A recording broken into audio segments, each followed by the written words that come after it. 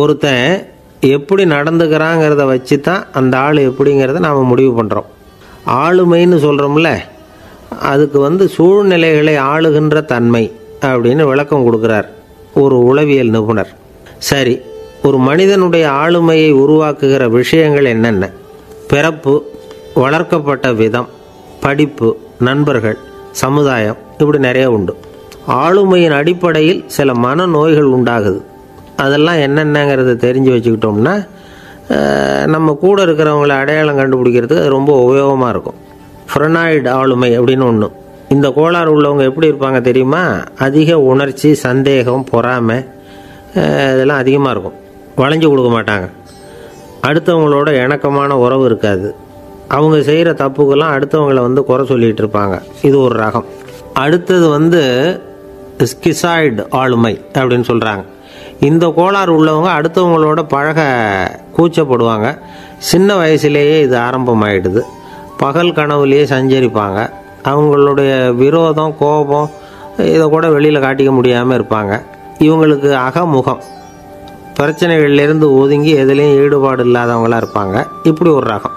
அடுத்தது சைக்ளோதமிக் ஆளுமை அப்படின்னு சொல்கிறாங்க. அது என்னென்னா, உணர்ச்சிகளில் ஏற்றத்தாழ்வு அதிகமாக இருக்குமா. சில சமயம் பார்த்தா மகிழ்ச்சியாக இருப்பாங்க, சில சமயம் சோகமாக உட்காந்துருப்பாங்க. அவங்க மனநிலைக்கு தகுந்த மாதிரி சமூக நிகழ்ச்சிகளில் பங்கெடுத்துக்குவாங்க. இன்னொரு வகை என்னென்னா எண்ண பீடிகை ஆளுமை அப்படின்னு பேர் வச்சுருக்கிறாங்க. அதுக்கு இவங்களுக்கெல்லாம் கரெக்டாக இருக்கணும், எல்லாம் சட்டத்திட்டம், இதுலேயும் ஒரு ஒழுங்குமுறை, இப்படி எதிர்பார்க்குற மனோபாவம். இவங்க எதிர்பார்ப்புக்கும் வரன்முறைக்கும் மற்றவங்க கட்டுப்படணும்னு நினைப்பாங்க. இந்த நிலைமை நீடித்தா என்ன ஆகும் தெரியுமா? அலைக்கழிக்கிற எண்ணங்கள் திரும்ப திரும்ப ஒரே செயலை செய்ய தூண்டுற மன தளர்ச்சிக்கு ஆளாயிடுறாங்க. அடுத்தது ஹிஸ்டீரியா ஆளுமை. சின்ன விஷயத்தையெல்லாம் பெருசுப்படுத்தி நாடகமாக்குற நடிகர்கள் இவங்க. உணர்ச்சி அதிகம் உள்ளவங்க. இவங்க மன எழுச்சியில் பக்குவமின்மை, குழந்தைத்தனம், முதிர்ச்சியின்மை எல்லாம் இருக்கும். தன்னலம் மிக்க குணம். பிறர் தன்னை மட்டுமே கவனிக்கணும்னு நினச்சி செயல்படுறது, இதெல்லாம் இவங்க அடையாளம். அடுத்த ரகம் எப்படின்னா வளர்ச்சியற்ற ஆளுமைன்னு சொல்கிறாங்க. அடுத்தவங்களோட இணங்கி போக முடியாதவங்க. அறிவு, மன எழுச்சி, சமூக உறவு இதில் எல்லாம் போதுமான வளர்ச்சியையும் நிறைவையும் பெற முடியாதவங்க. இவங்களால வாழ்க்கையில் முன்னேற முடியாது. பிச்சைக்காரங்க, குற்றவாளிகள், இவங்ககிட்டெல்லாம் இது மாதிரியான ஆளுமை அதிகமாக இருக்குமா. அடுத்தது என்னென்னா சோர்வுடைய ஆளுமை. எதுலேயும் உற்சாகம் இல்லாமல் சோர்ந்து போயிருப்பாங்க. அதுக்கெல்லாம் நமக்கு வலிமை இல்லைப்பா அப்படின்னு சொல்லிகிட்டு இருப்பாங்க. சின்ன விஷயங்களுக்கெல்லாம் அதிர்ச்சி அடையிறது. வாழ்வின் சுவையை அனுபவிக்க முடியாதவங்க. இன்னொரு ரகம் இது கொதித்தெழும் ஆளுமைங்கிறாங்க. எதுக்கு எடுத்தாலும் ஆத்திரம், குரோதம், வன் செயல் இதிலெல்லாம் ஈடுபாடு, இப்படி உள்ளவங்க. நத்தை வகை ஆளுமை அப்படின்னு ஒன்று. அடுத்தவங்க மேலே விரோதம் இருக்கும், அடிக்கணுங்கிற எண்ணம் இருக்கும். ஆனால் அதை அப்படியே வெளியில் காட்டாமல் அதே சமயம் அமைதியான முறையில் வெறுப்பை வெளிக்காட்டுற ரகம். இவங்கெல்லாம் பேசாமல் கம்முன்னு இருந்துக்கிட்டே நினச்சதை நிறைவேற்றிக்கிடுவாங்க. முன்ஜாக்கிரதை ஆளுமை அப்படின்னு ஒரு ரகமாக. பாதுகாப்பின்மை, சந்தேகம், முழுமையின்மை, அறவேக்காட்டுத்தனம் இந்த மனப்போக்கு அதிகமாக இருக்கிறதுனால அகம்பாவம், புடிவாதம், எச்சரிக்கை எல்லாம் அளவுக்கு மீறி இருக்கும். இதுவரைக்கும் நாம் பேசிக்கிட்டு இருந்த ஆளுமை பண்புகள் அளவுக்கு அதிகமாக போயிட்டுதுன்னா ஆளுமை கோளாறுகள் ஏற்படும். அதன் அடிப்படையில் மனவியாதிகள் வருமா. அதனால் இணக்கமான, எல்லாரும் விரும்புகிற இயல்பான ஆளுமையை பெறுவதற்கு நாம் முயற்சி செய்யணும் அப்படிங்கிறது மனோதத்துவ நிபுணர்களுடைய ஆலோசனை. ஒருத்தர் ஒரு மனோதத்துவ டாக்டரை தேடிட்டு வந்தாராம். டாக்டர், எனக்கு மனசில் ஏதோ வியாதி, ஆளுமை கோளாறு, அதாவது எனக்கு சீக்கிரமாக செத்து போனால் தேவையில்லைன்னு தோணுது அப்படின்னாராம். உடனே அந்த டாக்டர், சரி அப்படின்னா இங்கேயே இருங்க, நான் வைத்தியம் பார்க்குறேன் அப்படின்னாராம். ஆஃபீஸு முடிஞ்சு வீட்டுக்கு போகிற சமயத்தில் ஒருத்தர் கடைக்கு போய் ஸ்வீட் வாங்கினார். சரி, வீட்டுக்கு பிள்ளைங்களுக்கு தான் வாங்கிட்டு போகிறார் அப்படின்னு மற்றவங்க நினச்சாங்க. அவர் அப்படி செய்யலை. அந்த இடத்துலையே பொட்டலத்தை பிரித்தார். திருட மாதிரி அப்படியே சுற்றி ஒரு தரம் பார்த்துக்கிட்டார். யாரும் தெரிஞ்சவங்க இல்லைங்கிறத முடிவு பண்ணிவிட்டு அவசரமாக அதை அப்படியே போட்டு முழுகிவிட்டு கையை தொடச்சிக்கிட்டு நல்ல பிள்ளை மாதிரி நடந்து போக ஆரம்பிச்சிட்டார். அவர் யாருன்னா, அவரோட பிரச்சனை எல்லாருக்கும் தெரியாது, சில பேருக்கு தான் தெரியும். அதாவது அவர் உடம்பில் சர்க்கரை இருக்குதுன்னு டாக்டர் சொல்லிவிட்டாராம். அதனால் வீட்டில் சர்க்கரையே இவர் கண்ணில் காட்டுறதில்ல. அதனால் இவர் யார் கண்ணிலையும் படாமல் இப்படிப்பட்ட வேலைகள்லாம் செய்கிறது வழக்கம். யாருக்கும் தெரியாமல் இப்படி ஸ்வீட்டை வாங்கி சாப்பிட்டுட்டு அவர் பாட்டுக்கு போயிடுறது. இப்படிப்பட்டவங்களுக்கெல்லாம் கொஞ்சம் ஆறுதலான தகவல் இன்றைக்கி. அது என்னென்னா, நாம் சாப்பிட்ற சர்க்கரைக்கும் நம்ம உடம்பில் உள்ள சில கோளாறுகளுக்கும் அப்படி என்ன தான் சம்மந்தம் இருக்குது? இதை பற்றி சமீபத்தில் சில ஆராய்ச்சிகள்லாம் நடந்திருக்குது. ஏன்னா சர்க்கரைன்னாவே விஷம் மாதிரி அதை பார்க்குறவங்களும் சில பேர் உண்டு. சின்ன பிள்ளைங்களுக்கு வயத்தில் பூச்சி உண்டாகிறதுலேருந்து பெரியவங்களுக்கு நீரிழிவு வர்ற வரைக்கும் எல்லாத்துக்கும் சர்க்கரை தான் காரணம்னு சொல்லிகிட்டு இருக்கிறோம். ஆனால் அந்த அளவுக்கு பயப்பட வேண்டிய அவசியம் இல்லை அப்படின்னு சொல்கிறாங்க. சர்க்கரை வியாதி, இருதய நோய், பித்த நீர்ப்பை நோய், இதெல்லாம் சில நோய்கள்லாம் நாம் சாப்பிட்ற சர்க்கரைக்கும் தொடர்பு இருக்குன்னு நினைக்கிறோம். ஆனால் அப்படி சம்பந்தம் உண்டுங்கிறதுக்கு போதுமான அளவுக்கு ஆதாரம் இல்லை அப்படிங்கிறாங்க ஆராய்ச்சியாளர்கள். ஒரே ஒரு சம்பந்தம் தான் உறுதியாக இருக்குதான். அதுவும் இந்த பல் சிதைவு அப்படின்னு இருக்கு இல்லையா, அந்த சர்க்கரை சாப்பிட்றதுக்கும் இந்த பல் சிதைவுக்கும் சம்பந்தம் இருக்குது அப்படிங்கிறத மட்டும் உறுதியாக சொல்கிறாங்க. சர்க்கரைன்னா நாம் சாப்பிட்ற ஜீனி மட்டும் இல்லை, பழம், காய்கறி, பால், தேன், இப்படி எல்லாத்துலேயும் அது இருக்குது. கேரட்டு கொடுக்குற சத்தில் 88% சர்க்கரை, ஆப்பிள் கொடுக்குற சக்தியில் 95% சர்க்கரை. இது ஜீனி சர்க்கரை, இது ஆப்பிள் சர்க்கரை அப்படிங்கிற வித்தியாசம்லாம் உடம்புக்கு கிடையாது. ரெண்டுமே உடனடியாக சக்தி கொடுக்குது. ஒரு ஸ்பூன் சர்க்கரையில் 16 கலோரி தான் சத்து இருக்குது. அதிகமாக சர்க்கரை சாப்பிட்டா நீரிழிவு வந்துருங்கிறது தப்பான ஒரு அபிப்பிராயம்.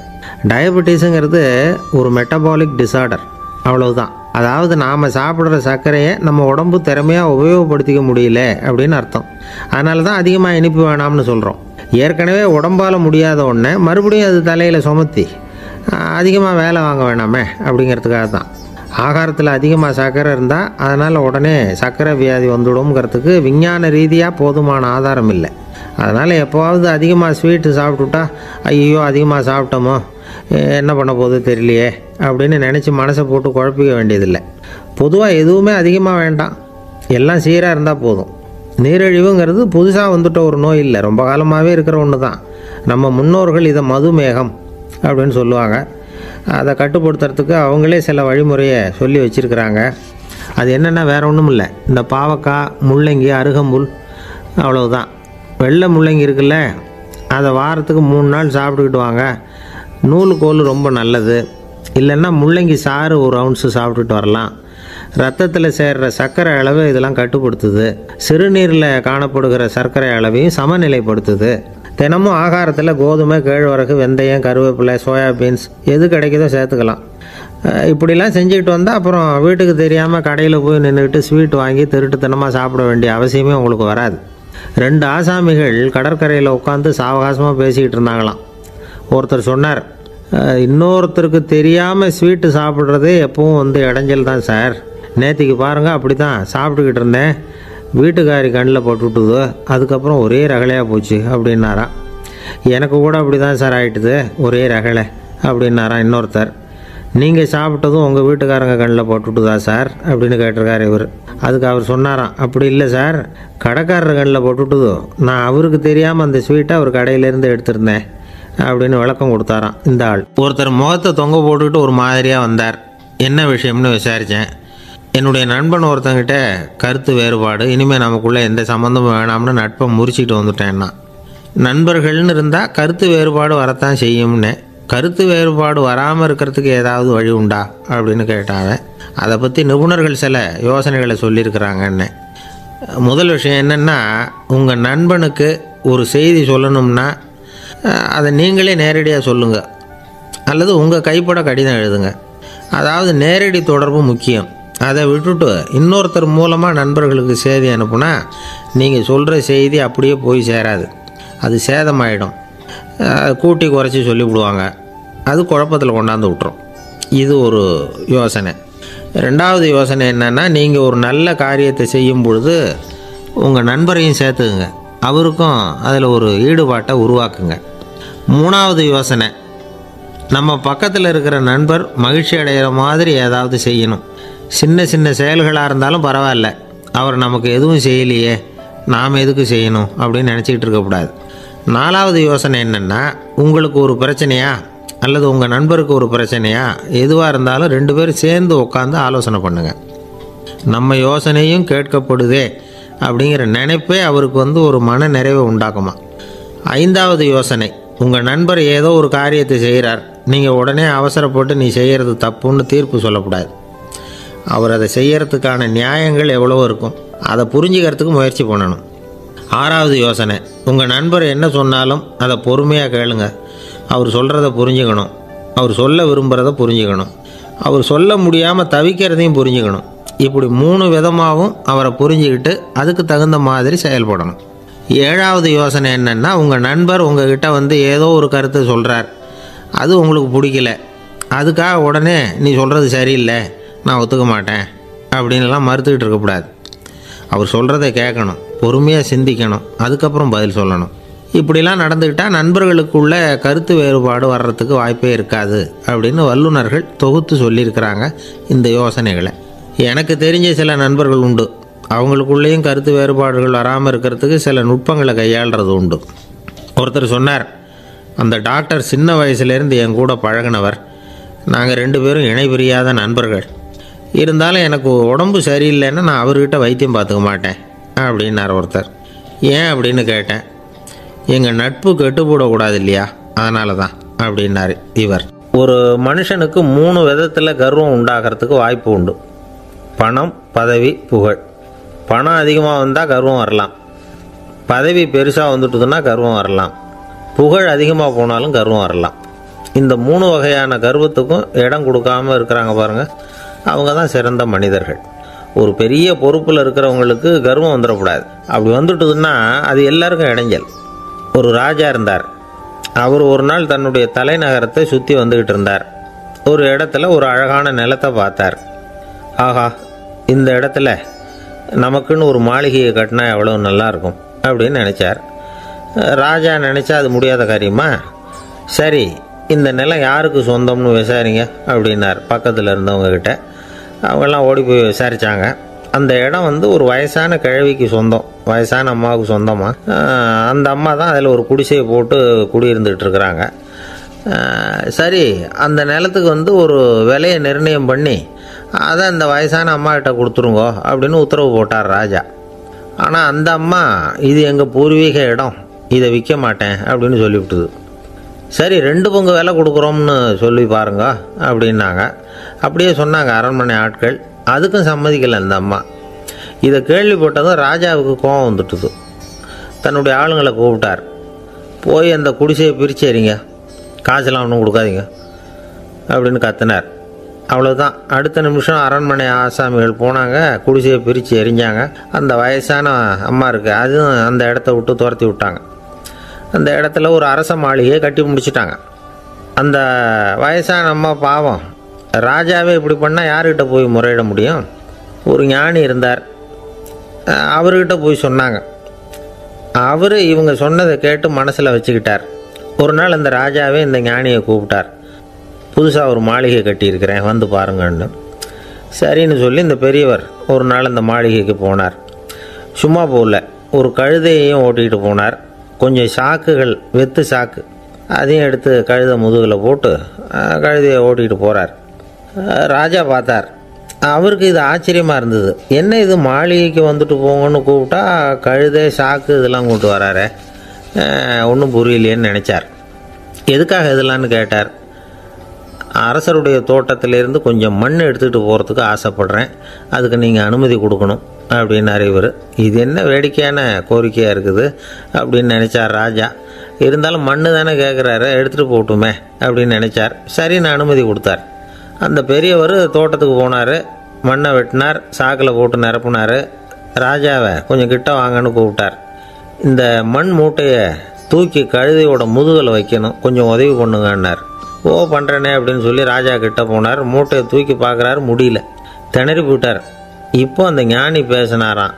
அரசே, இந்த ஒரு சாக்கு மண்ணையே உங்களால் தூக்க முடியல, அந்த கிழவிகிட்ட இருந்து அந்த அக்கிரமமாக அபகரித்த இந்த தோட்டம் பூராவையும் சுமக்கணும்னு ஆசைப்படுறீங்களே, அது உங்களால் முடியுமா அப்படின்னு கேட்டாராம். ராஜா யோசனை பண்ண ஆரம்பித்தார். தன்னுடைய செயலுக்காக வருத்தப்பட்டாராம்.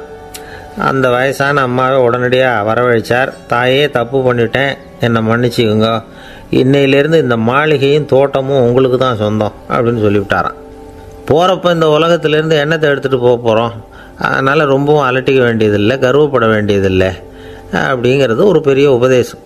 ஒரு பெரிய மனுஷன் சாக கிடந்தார், ரொம்பவும் அழுதார். ஏன் அழறீங்க அப்படின்னு கேட்டாங்க சுற்றி இருந்தவங்க.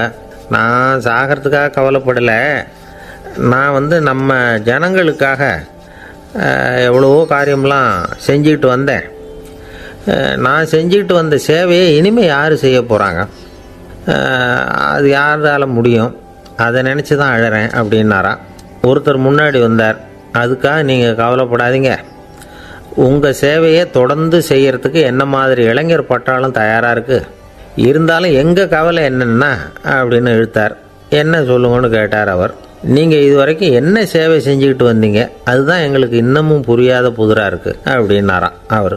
இந்த காலத்து புள்ள ஒருத்தன் தன்னோட அப்பாவை பார்த்து சொன்னான், அப்பா நான் உனக்கு உதவி செய்யலாம்னு நினைக்கிறேன், என்ன உதவி செய்யணும்னு சொல்லு அப்படின்னா.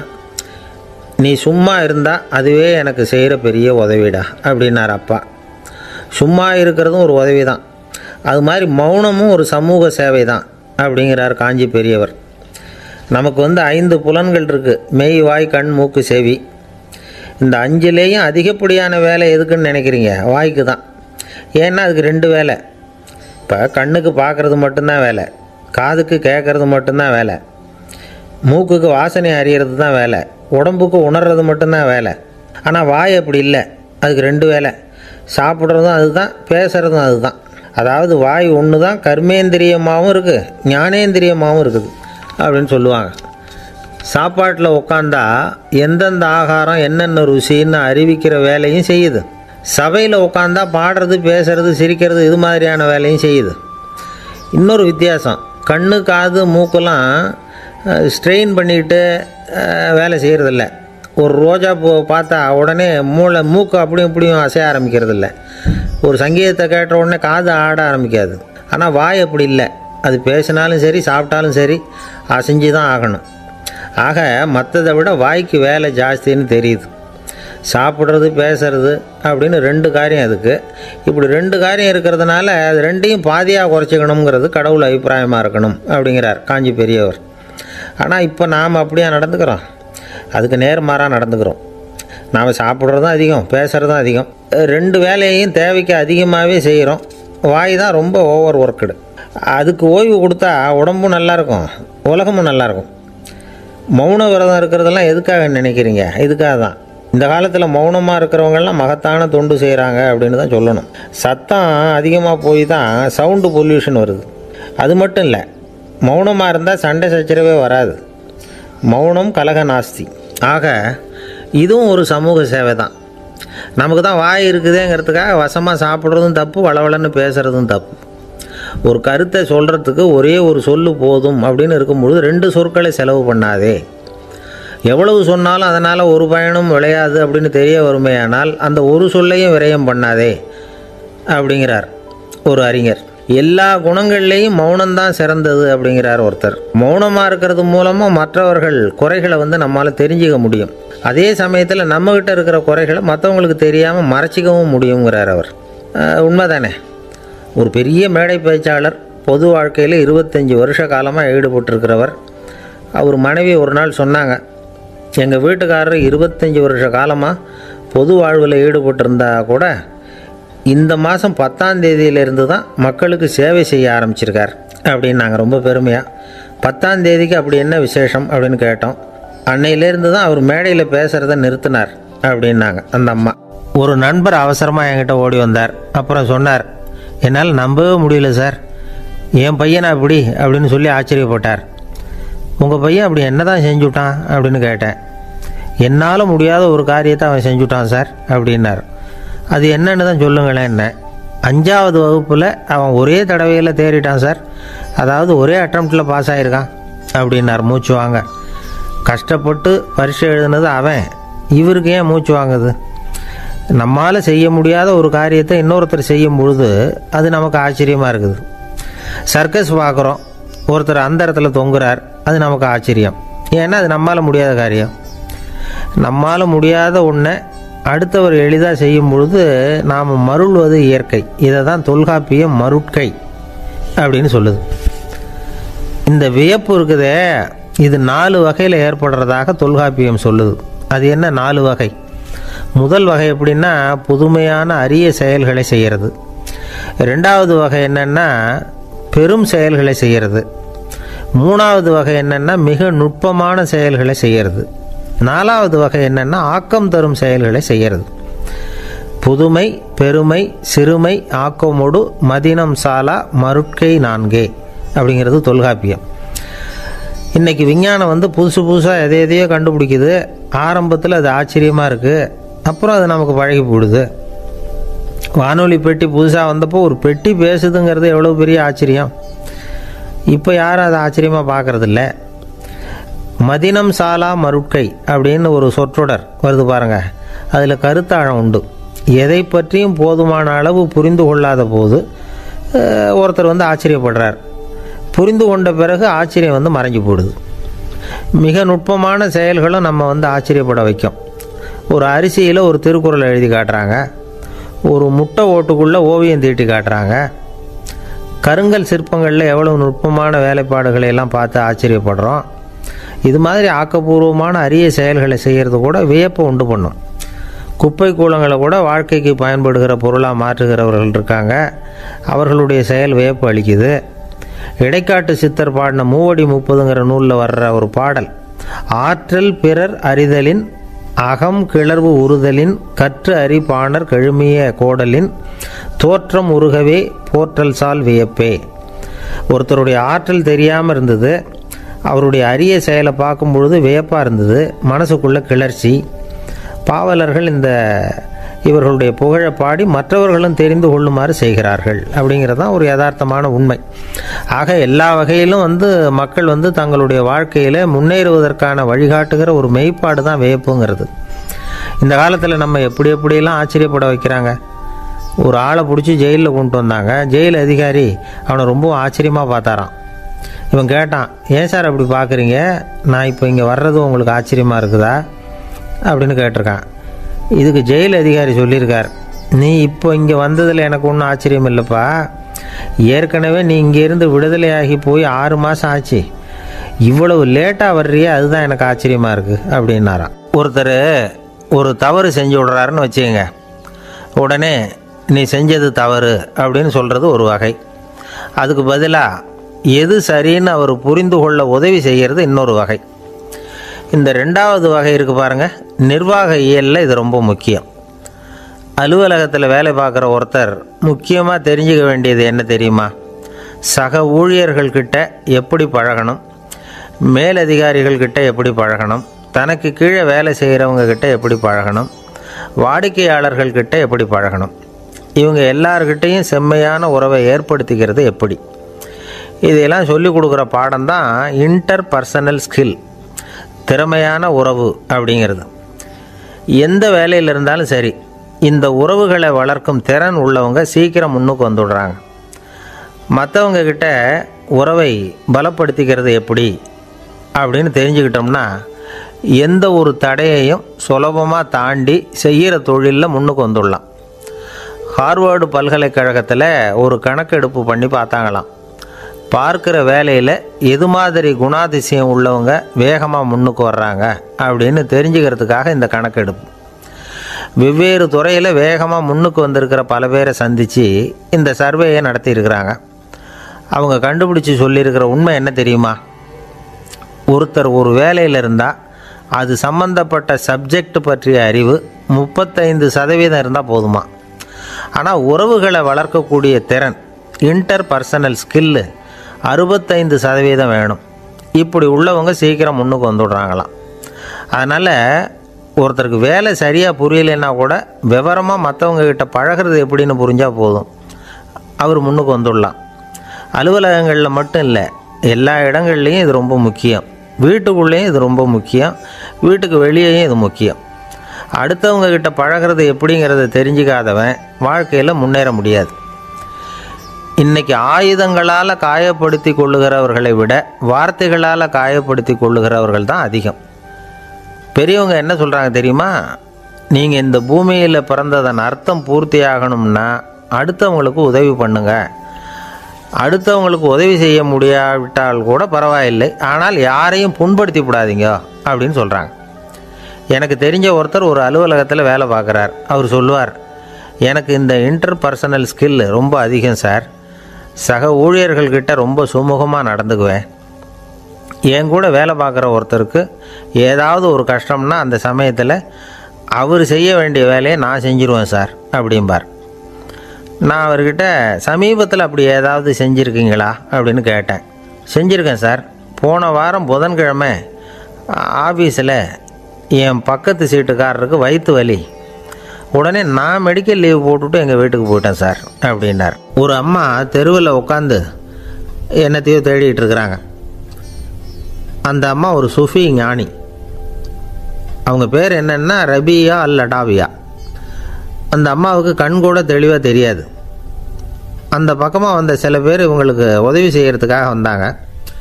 என்ன தேடிட்டு இருக்கிறீங்க அப்படின்னு கேட்டாங்க. இதுக்கு அந்த அம்மா, அந்த கேள்வி அவ்வளோ முக்கியத்துவம் இல்லை, நான் தேடிகிட்டு இருக்கிறேன், உங்களால் முடிஞ்சால் எனக்கு உதவி பண்ணலாம் அப்படின்னாங்களாம். உதவி செய்ய வந்தவங்களுக்கு ஆச்சரியம். எதை தேடுறோங்கிறது தெரியாமல் இப்படி ஏன் நேரத்தை செலவழிக்கிறீங்க, நாங்கள் எப்படி உங்களுக்கு உதவ முடியும், எங்களுக்கு ஒன்றும் புரியலையே அப்படின்ட்டுருக்காங்க. சரி, உங்களை திருப்தி பண்ணுறதுக்காக சொல்கிறேன், ஒரு குண்டூசி தொலைஞ்சி போச்சு, அதை தேடுறேன் அப்படின்னாங்களாம் அந்த அம்மா. அதுக்கப்புறம் இவங்களும் சேர்ந்து தேட ஆரம்பிச்சிட்டாங்க. கொஞ்ச நேரம் ஆச்சு, ஒன்றும் கிடைக்கல. உதவி செய்ய வந்தவங்களும் அழுத்து போட்டாங்க. அப்புறம் கேட்டாங்க, பாருங்கம்மா, இது ரொம்பவும் பெரிய தெரு, அகலமான தெரு, அதனால் குறிப்பாக நீங்கள் எந்த இடத்துல அந்த குண்டூசியை தொலைச்சிங்க அதை சொல்ல முடியுமான்னாங்களாம். இதுக்கு அந்த அம்மா, நீங்கள் மறுபடியும் அர்த்தமில்லாத கேள்வியை கேட்குறீங்க, உங்கள் கேள்விக்கும் நான் தேடுறதுக்கும் என்ன சம்மந்தம்னாங்களாம். இதை கேட்டதும் அவங்க ஒரு மாதிரி ஆகிட்டாங்க. என்னம்மா நீங்கள் பைத்தியம் மாதிரி பேசுகிறீங்க அப்படின்னாங்களாம். சரி, உங்களை மறுபடியும் திருப்திப்படுத்துறதுக்காக சொல்கிறேன், அதை நான் எங்கள் வீட்டில் தொலைச்சுட்டேன் அப்படின்னாங்களாம். அப்புறம் எதுக்காக இங்கே தேடிட்டு இருக்கிறீங்க அப்படின்னு கேட்டிருக்காங்க. ஏன்னா இங்கே தான் வெளிச்சம் அதிகமாக இருக்குது, அங்கே வீட்டுக்குள்ளே இருட்டாக இருக்குது, அதனால் இங்கே தேடுறேன், வெளிச்சம் உள்ள இடத்துல தானே தேட முடியும் அப்படின்னாங்களாம் அந்த ஞானி. இந்த கதைக்கு என்ன அர்த்தங்கிறத பெரியவங்க சொல்கிறாங்க. அதாவது இந்த தேடுதல்ங்கிறது ஒரு வியாதி. அது நம்ம சதா அலைய வைக்கும், பைத்தியமாக மாற்றுறதுக்கு முயற்சி பண்ணோம்.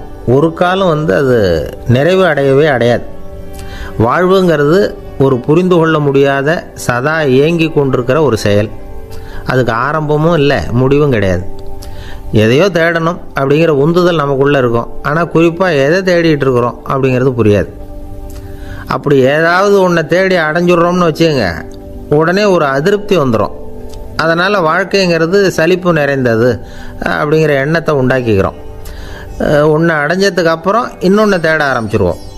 ஆக இந்த தேடல்ங்கிறது நாம் ஒன்று அடைஞ்சாலும் அடையாவிட்டாலும் தொடர்ந்து நடந்துக்கிட்டு தான் இருக்கும். இதுக்கு முடிவே கிடையாது. இந்த உண்மையை நாம் நல்லா புரிஞ்சுக்கணும் அப்படிங்கிறது பெரியவங்களுடைய கருத்து.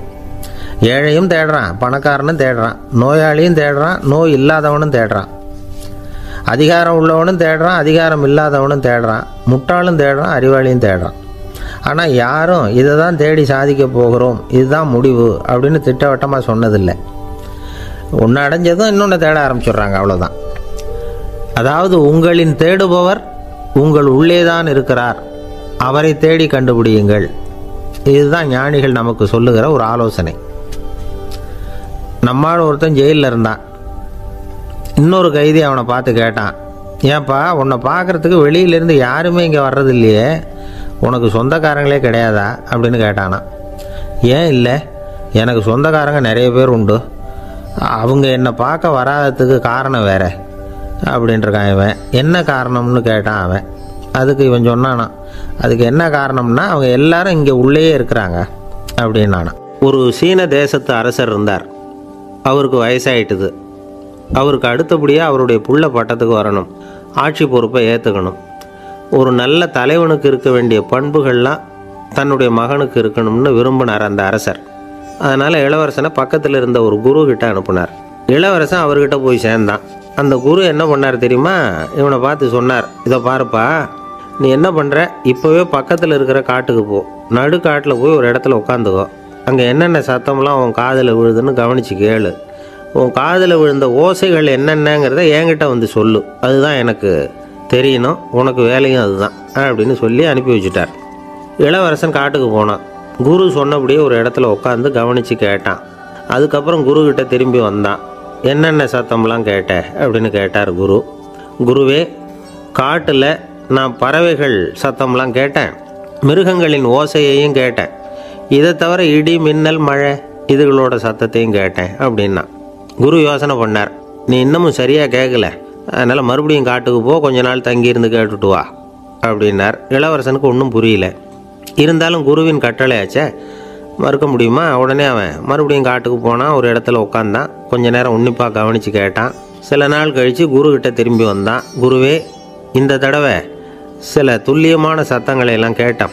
தேனி பறக்கிற சத்தம், நீரோடையின் மெல்லிய ஓசை, இதெல்லாம் கேட்டேன்னா. குரு சிரித்தார். நீ மறுபடியும் காட்டுக்கு போ, இன்னும் சில நாள் அங்கே இரு, முழுமையாக கவனமாக கேட்டுக்கிட்டு வா அப்படின்னு சொல்லி அனுப்பி வச்சுட்டார். இளவரசனுக்கு குழப்பம் அதிகமாயிட்டுது. ஒன்றுமே புரியல. மறுபடியும் காட்டுக்கு போனான். மௌனமாக ஒரு இடத்துல உட்காந்துட்டான். அப்படியே தியானத்தில் ஆழ்ந்துட்டான். சில நாளில் அவனுக்கு இதுவரை கேட்காத ஓசைகள்லாம் கேட்க ஆரம்பிச்சுட்டுது. இதைத்தான் நான் கேட்கணும்னு என்னுடைய குரு எதிர்பார்த்துருக்கிறாருங்கிறத புரிஞ்சுக்கிட்டான். உடனே குருக்கிட்ட ஓடனான். குருவே, இந்த தடவை காதுகளுக்கு கேட்க முடியாத சில ஓசைகளை கூட என்னால் உணர முடிஞ்சுது. பூ மலருகிற ஓசை, சூரியனால் பூமி சூடாகிறப்போ எழுகிற ஓசை, காலை பனித்துளியை இந்த புல்லுலாம் குடிக்கிற ஓசை, இது எல்லாம் என்னால் நல்லா கேட்க முடிஞ்சுது அப்படின்னா. குருவுக்கு இப்போ தான் திருப்தி ஏற்பட்டு தான் இளவரசனை பார்த்து சொன்னார், இதை பாருப்பா, இப்போ தான் நாட்டை ஆளுகிற தகுதி உனக்கு வந்திருக்குது அப்படின்னு சொல்லி அதுக்கு விளக்கமும் கொடுத்தாராம். எந்த அரசன் தன்னுடைய மக்களின் இதயம் பேசுகிற மௌன மொழியை, மௌன வார்த்தைகளை கேட்குறானோ அவன்தான் ஆள தகுதி உள்ளவன். எந்த அரசன் தன்னுடைய மக்களின் உணர்ச்சிகளை உண்மையாக உணர்றானோ அவன்தான் முதன்மையான அரசன். போலி வார்த்தைகளை மட்டும் கேட்டுட்டு பல மௌன ராகங்களை காதில் வாங்கிக்காதவன் அரசனே இல்லை. எந்த நாட்டில் எப்போ ஒரு அரசன் தன்னுடைய மக்களின் உணர்ச்சிகளை கேட்க மறுக்கிறானோ அன்னையிலேருந்தே அந்த நாடு அழிய தொடங்குது அப்படின்னு அர்த்தம். இதுதான் அந்த குரு இளவரசனுக்கு போதிச்சது. வாயால் பேசுகிறத மட்டும் கேட்டு ஏமாறக்கூடாது, உணர்ச்சிகளையும் கேட்குறதுல தான் மனப்பக்குவம் உண்டாகும். மக்கள் உணர்ச்சிகளை புரிந்து கொள்ளாத அரசர்கள் நீடிச்சிருக்க முடியாது. அது மாதிரி நாடுகளில் அடிக்கடி குழப்பம் தான் உண்டாகும். அப்படி இருந்தால் அடிக்கடி ஆட்சி மாறிக்கிட்டு இருக்கும். அப்படிப்பட்ட ஒரு தேசம், அங்கே ஒரு சிறைச்சாலையில் 3 கைதிகள் பேசிக்கிட்டு இருந்தாங்க. ஒருத்தன் சொன்னான், நான் இந்த நாட்டு ராஜாவை எதிர்த்து பேசிக்கிட்டு இருந்தேன், அதனால் என்னை பிடிச்சி கொண்டாந்து இங்கே போட்டுட்டாங்க அப்படின்னா ஒருத்தன். இன்னொருத்தன் சொன்னான், நான் இந்த நாட்டு ராஜாவை ஆதரித்து பேசிக்கிட்டு இருந்தேன், அதனால் என்னை பிடிச்சி கொண்டாந்து இங்கே தள்ளிவிட்டாங்க அப்படின்னா. அது சரி, நீ என்ன தப்பு பண்ண அப்படின்னு சொல்லி 3வது ஆளை பார்த்து இவங்க கேட்டாங்க. அதுக்கு அந்த ஆள் சொல்கிறான், நான் தான் இந்த நாட்டு ராஜா அப்படின்னானா. ஒரு ஆசாமி வேகமாக ஓடிக்கிட்டு இருந்தான். ஏன் இப்படி ஓடுறேன்னு கேட்டார் இன்னொருத்தர். அங்கே ஒரு ஆள் அடிபட்டு கிடக்கிறான், அதை பார்த்தேன், உடனே ஓடுறேன்னா. எங்கேன்னு கேட்டார். ஆஸ்பத்திரிக்குன்னா. ஒரு ஆள் அடிபட்டு கிடக்கிறத பார்த்தா உடனடியாக நாம் செய்ய வேண்டியது முதல் உதவி, அதுக்கப்புறம் தான் ஆஸ்பத்திரி. இன்றைக்கி விபத்துங்கிறது சர்வசாதாரணமாக நடந்துக்கிட்டு இருக்குது. வாகன விபத்து, வெடிகுண்டு விபத்து, தீ விபத்து, கட்டடம் சரியறது, பூகம்பம், இப்படி நிறைய நடக்குது. ஒரு விபத்தை பார்த்துட்டா நம்மளில் பல பேர் நமக்கு என்னத்துக்கு வம்புன்னு ஒதுங்கி போயிடுறதும் உண்டு. சில பேர் துணிஞ்சு கிட்ட போய் உதவி செய்கிறதும் உண்டு. அப்படி உதவி செய்ய நினைக்கிறவங்களுக்கு உபயோகப்படுற தகவல் இது. விபத்தில் காயமடைஞ்சவங்களை 3 பிரிவாக பிரிக்கலாமா. முதல் வகை கொஞ்சம் சீரியஸானது, உயிருக்கு உடனே ஆபத்து தரக்கூடியது. மூளை காயம், முகம் கழுத்து காயங்கள், இருதயம் நுரையீரல் காயங்கள், வயத்தில் உள்ளுறுப்பு காயங்கள், அதிகப்படியான இரத்தப்போக்கு, இதனால எல்லாம் பாதிக்கப்பட்டிருந்தால் அது முதல் வகை அப்படின்னு நாமளே மனசுக்குள்ளே முடிவு பண்ணிக்கணும். இவங்களுக்கெல்லாம் உடனடியாக முதல் உதவி கொடுக்கணும். தாமதப்படுத்தாமல் ஆஸ்பத்திரிக்கு கொண்டுகிட்டு போயிடணும். இப்படி கொஞ்சம் எச்சரிக்கையாக நடந்துக்கிட்டால் அவங்களில் பல பேரை காப்பாற்றி போடலாம். 2வது வகை எப்படின்னா, முதல் உதவி விரைவாக கிடைச்சா உயிர் பிழைக்கக்கூடிய மார்பு காயங்கள், கைகால் எலும்பு முறிவு, இடுப்பு முதுகெலும்பு காயம், சீரான இரத்த சேதம், இப்படிப்பட்டவங்களை 2வது வகையாக பிரிக்கணும். ஆபத்து இல்லாத சிராய்ப்புகள், சிறு காயங்கள், இரத்த உறைவுகள், இதனால் பாதிக்கப்படுறவங்க 3வது வகை. ஒருத்தர் தலையில் அடிபட்டு நினைவு விழுந்துட்டார்னு வச்சுங்க, அவருக்கு வாந்தி வர்றதுனால புறையேறி மூச்சு அடைப்பு உண்டாகும். இப்படி ஆகாமல் இருக்கிறதுக்காக தலையை ஒரு பக்கமாக சாய்ச்சி வைக்கலாம். நாடி துடிப்பையும் இதய துடிப்பையும் தொட்டு பார்க்கணும்.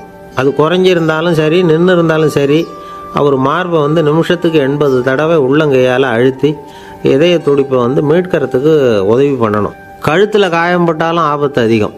கழுத்துக்கு அடியில் ஒரு துண்டை மடித்து வைக்கலாம். 2 பக்கமும் சின்ன தலையணை அல்லது துணி மடிப்புகளை வச்சு கழுத்தை அதிகமாக அசையாமல் பார்த்துக்கலாம். முதுகெலும்பு முறிஞ்சிருக்குமோ அப்படிங்கிற சந்தேகம் இருந்ததுன்னா அவரை அதிகமாக அசைய விடக்கூடாது. அதிகமாக அசைஞ்சால் தண்டு இடத்துல பாதிப்பு ஏற்பட்டு கை கால் விளங்காமல் போயிடும். அவரை ஒரு கனமான போர்வை இல்லைன்னா பாயில் படுக்க வச்சு 4 பேர் மெதுவாக தூக்கி மருத்துவ உதவிக்கு அனுப்பி வைக்கலாம். கையெலும்பு முறிஞ்சிருந்தால் முறிஞ்ச பாகத்தை உடம்போடு சேர்த்து அசையாமல் கட்டி போடலாம். கால் எலும்பு முறிஞ்சிருந்தால் மற்ற காலோட சேர்த்து கட்டி போடலாம். முறிஞ்ச பாகம் தொங்காமல் பார்த்துக்கணும். அப்போ தான் வீக்கம் உண்டாகாமல் இருக்கும். வெட்டு காயம், குண்டடிப்பட்ட காயம் இதிலெல்லாம் ரத்தப்போக்கு அதிகமாக இருக்கும். ரத்தம் வெளியேற ஆபத்து அதிகம். சுத்தமான துணியை பல மடிப்புகளை மடித்து காயத்தின் மேலே வச்சு அழுத்தமாக ஒரு 10 நிமிஷம் பிடிச்சிக்கணும். ரத்தம் நின்ன உடனே காயத்துக்கு கட்டு போடலாம். சில சமயம் காயம்பட்ட பாகத்தை உயரமாக தூக்கி பிடிச்சிக்கிட்டா தான் ரத்த கசிவு நிற்கும். இந்த விவரங்களையெல்லாம் கொஞ்சம் மனசில் வாங்கி வச்சுக்கிட்டோம்னா சமயத்தில் உதவும். ஏன்னா இந்த காலத்தில் விபத்து வந்து எந்த ரூபத்தில் எப்போ வரும்னு யூகிக்கவே முடியல. நண்பர் ஒருத்தர் சொன்னார், நேற்றுக்கு பாருங்கள் சார், என் கண்ணு முன்னாடியே ஒரு சின்ன விபத்து நடந்ததுன்னார். என்னன்னு விசாரித்தோம். ஒரு பஸ்ஸில் வந்துக்கிட்டு இருந்தேன். அந்த பஸ்ஸில் பின்பக்கம் படி ஓரமாக நின்றுக்கிட்டு இருந்த ஒருத்தர் ரோட்டில் விழுந்துட்டார். டிரைவர் அதை கவனிக்கலை, நிறுத்தாமல் அவர் பாட்டுக்கு போகிறாருன்னார். கண்டக்டர் உடனே விசில் கொடுத்து பஸ்ஸை நிறுத்த வேண்டியது தானே அப்படின்னோம். அதுதான் சார் முடியாமல் போச்சுன்னார் அவர். ஏன்னு கேட்டாங்க. தவறி கீழே விழுந்ததே அந்த கண்டக்டர் தான் சார் அப்படிங்கிறார். ஒரு நண்பர், அவர்கிட்ட பேசிக்கிட்டு இருந்தேன். மனித உறவுகள் பற்றி அவர் சொல்லிகிட்டு இருந்தார். அமெரிக்காவில் தந்தை மகன் உறவு எப்படி இருக்குது அப்படிங்கிறத விளக்கிறதுக்கு அவர் ஒரு கதையை சொன்னார். ஒரு அப்பா பகல் பூராவும் அலுவலகத்தில் வேலை, ஓடி ஆடி உழைச்சிக்கிட்டு களைச்சி போய் ராத்திரி 10 மணிக்கு மேலே வீடு திரும்பினான். வீட்டு வாசலில் அவரோட மகன் காத்துக்கிட்டு இருக்கிறான். இன்னமும் தூங்கலை. அப்பா வாசல்லையே தடுத்து நிறுத்தி, அப்பா உனக்கு சம்பளம் எவ்வளவு அப்படின்னு கேட்குறான். ஏற்கனவே ஆஃபீஸ் பிரச்சனைகளால் அழுத்து போய் திரும்புகிற அப்பாவுக்கு கோவம் வந்துடுது. என்னடா இப்படிலாம் கேளுன்னு உங்கள் அம்மா உனக்கு சொல்லி கொடுத்தாளா அப்படின்னு சொல்லிவிட்டு உள்ளே போய் சட்டையை கட்டி மாட்டிவிட்டு குளிச்சுவிட்டு மறுபடியும் வெளியில் வந்து உடையை மாற்றுகிற சமயம் அப்போ மறுபடியும் மகன் உள்ளே வந்து நிற்கிறான் அவர் முன்னாடியே. அப்பா உனக்கு எவ்வளவு சம்பளங்கிறான் மறுபடியும். அப்பாவுக்கு எரிச்சல் அதிகமாகிட்டுது. மணிக்கு $20 போதுமா அப்படின்னார். அப்படின்னா எனக்கு ஒரு $10 தர முடியுமா நான் மகன். இதுக்கு தான் என் சம்பளம் எவ்வளவுன்னு கேட்டியா? 2ஆம் வகுப்பு படிக்கிற உனக்கு எதுக்குடா $10 அப்படின்னு கத்திவிட்டு தொலைக்காட்சி பெட்டியின் முன்னாடி போய் உட்காந்துக்கிட்டு ஏதோ நிகழ்ச்சியை பார்க்க ஆரம்பிச்சிட்டார். கொஞ்ச நேரம் கழித்து மறுபடியும் மகன் வந்து நிற்கிறான். அப்பா ப்ளீஸ் எனக்கு ஒரு $10 கொடுக்க முடியுமா? மகனுடைய கண்களில் கண்ணீர். என்னடா அவன் கண்ணீரை காட்டி காரியம் சாதிக்கலாம்னு பார்க்குறியா? ஒரு காசு கூட கொடுக்க மாட்டான் போ அப்படின்னு விரட்டி விட்டான். மகன் கண்ணீரை தொடச்சிக்கிட்டே கண்ணை தொடச்சிக்கிட்டு பேசாமல் போய் படுத்துக்கிட்டானா. கொஞ்ச நேரம் ஆச்சு. அப்பாவோட கோபம் கொஞ்சம் கொஞ்சமாக குறைஞ்சிது. பிள்ளைகிட்ட கோபமாக கத்துனது தப்பு தாங்கிறது புரிஞ்சுது அவனுக்கு. எழுந்திரிச்சு போனான், படுக்கை இறக்கி போனான். மகனை பார்த்தான். அவன் தலையணையை கட்டி பிடிச்சிக்கிட்டு அழுதுகிட்டு இருக்கிறான். அவனை மெல்ல நெருங்கி அவங்ககிட்ட எதமாக பேசுகிறதுக்கு ஆரம்பித்தானான். எதுக்குடா உனக்கு $10 பள்ளிக்கூடத்தில் கேட்டாங்களா அப்படின்னு கேட்டானான். மகன் சொல்லியிருக்கான், இல்லை டாடி, உனக்கு 1 மணி நேரம் சம்பளம் $20ன்னு சொன்னேன். நீ ஏற்கனவே எனக்கு கொடுத்த பாக்கெட் மணி $10 என்கிட்ட இருக்குது. இப்போ நீ இன்னொரு $10 கொடுத்தீங்கன்னா அதையும் சேர்த்து $20 ஆகிடும். அந்த $20 நான் உனக்கு கொடுத்துருவேன். அப்படி கொடுத்தா நீ என் கூட 1 மணி நேரம் செலவழிப்ப இல்லையா? அதுக்காக தான் $10 கேட்டேன் அப்படின்னு சொன்னானான். அந்த அப்பா கண்ணு கலங்கி போச்சான். ஆதரவோடு தன்னுடைய மகனை கட்டி பிடிச்சி அழ ஆரம்பிச்சிட்டாராம். இதுதான் நண்பர் சொன்ன கதை. அமெரிக்கா மட்டும் இல்லை, உலகம் பூராவும் இன்றைக்கி மனித உறவுகள் இப்படி தான் மாறிட்டுருக்கு. பெரியவர்கள் அறிவுரை என்ன தெரியுமா? உங்கள் குழந்தைகளிடமிருந்து குழந்தை பருவத்தை பிரித்து விடாதீர்கள் அப்படிங்கிறது தான். அதாவது இன்றைய குழந்தைகள் தங்கள் பிருந்தாவனத்தை இழந்து விடுகிறார்கள் அப்படிங்கிறது அவங்களுடைய கருத்து. இந்த நிலைக்கு நாம் காரணமாக இருந்துடக்கூடாது. குழந்தைகளோட விளையாடுவோம், குடும்பத்தோடு உறவாடுவோம் அப்படிங்கிறது தான் நம்முடைய நோக்கமாக இருக்கணும். இன்றைய உறவு முறைக்கு இன்னொரு உதாரணம் சொல்லுவாங்க. ஒருத்தர் வந்தாராம், அவர் பக்கத்தில் ஒரு சின்ன பையன். நாம் அவரை விசாரிக்கிறோம், யார் இந்த பையன் அப்படின்னா அவர் சொல்கிறார், இவன் எனக்கு தூரத்து உறவு அப்படின்னாராம். இந்த தூரத்து உறவுன்னா எப்படின்னு இருக்கான். இதுக்கு அவன் சொல்லியிருக்கிறான், இவன் எங்கள் அப்பாவுக்கு 8வது புள்ள அப்படின்னு. நானும் ஒரு ஊரில் ஒரு பெரிய ஞானி இருந்தார். அவர் படுக்கையில் இருந்தார். இன்னும் கொஞ்ச நேரம்தான் அவர் இந்த உலகத்தில் இருக்க போகிறார். அவரை சுற்றி ஏகப்பட்ட கூட்டம். ஏற்கனவே அவருடைய உபதேசங்களை கேட்டவங்க பல பேர் வந்து அவரை சுற்றி நிற்கிறாங்க. அந்த ஞானி மெதுவாக கண்ணை திறந்து பார்க்குறார். எல்லாரும் அவருடைய கடைசி வார்த்தையை கேட்கறதுக்காக அவளோட காத்துக்கிட்டு இருக்கிறாங்க. அந்த ஞானி மெதுவாக பேச ஆரம்பித்தார். நான் என்னுடைய வாழ்நாள் பூராவும் உங்களுக்கு நிறைய போதனைகள் சொல்லிக்கிட்டு இருக்கிறேன். பேரானந்தம், மகிழ்ச்சி, தியானத்தன்மை இதை பற்றியெல்லாம் சொல்லியிருக்கிறேன். இப்போ நான் வேறு ஒரு கரைக்கு போய்கிட்டு இருக்கிறேன். நான் இனிமேல் இந்த கரையில் இருக்க மாட்டேன். நீங்கள் நான் சொன்னதையெல்லாம் கேட்டீங்க, ஆனால் எதையும் நீங்கள் வந்து நடைமுறைப்படுத்தி பார்க்கல. எல்லாம் கேட்டதோடு சரி, அதோடு விட்டுவிட்டீங்க. அப்புறம் அதை தள்ளி போட்டுக்கிட்டே வந்துட்டீங்க. மேலும் அதை தள்ளி போடுறதுல எந்த பிரயோஜனமும் கிடையாது. இப்போ நான் போய்கிட்டு இருக்கிறேன். உங்களில் யாராவது என்னோட வர்றதுக்கு தயாரா அப்படின்னு கேட்டார். அவ்வளவுதான். யாரும் வாயை திறக்கலை. ஒரே மௌனம், சத்தமே இல்லை. ஒருத்தர் பார்த்துக்கிட்டே நிற்கிறாங்க. அந்த கூட்டத்தில் ஒரு ஆள் அந்த ஞானி கூடவே 40 வருஷத்துக்கு மேலே இருந்திருக்கிறான். அவனும் வாயை திறக்காமல் இன்னொருத்தன் முகத்தை பார்த்துக்கிட்டே நிற்கிறான். இந்த சமயத்தில் பின்னாடி நின்றுக்கிட்டு இருந்த ஒருத்தன் கையை தூக்கினான். ஞானி அவனை பார்த்தார். சரி, ஒருத்தனுக்காவது நம்மோட வர்றதுக்கு தைரியம் இருக்குது அப்படின்னு நினச்சார். ஆனால் அந்த ஆள் என்ன சொன்னான் தெரியுமா? ஐயா, நீங்கள் கேட்குறப்போ நான் உடனே எழுந்திருக்கல, கையை மட்டும்தான் தூக்கினேன். என்ன காரணம்னா, நான் எப்படி அடுத்த கரைக்கு வந்து சேர்றதுங்கிறது தெரிஞ்சுக்கிறதுக்காக தான். அந்த விவரத்தை மட்டும் இப்போ உங்ககிட்ட இருந்து நான் தெரிஞ்சுக்க ஆசைப்பட்றேன். ஏன்னா இப்போ நான் உங்கள் கூட வர்றதுக்கு தயாராக இல்லை. எவ்வளவோ காரியங்களை நான் இன்னும் இங்கே முடிக்க வேண்டி இருக்குது. வீட்டுக்கு ஒரு விருந்தினர் வந்திருக்கிறார். என்னுடைய இளைய மகனுக்கு கல்யாணம் பண்ணி வைக்கணும். அதனால் இன்றைக்கி உங்கள் கூட வர முடியாது.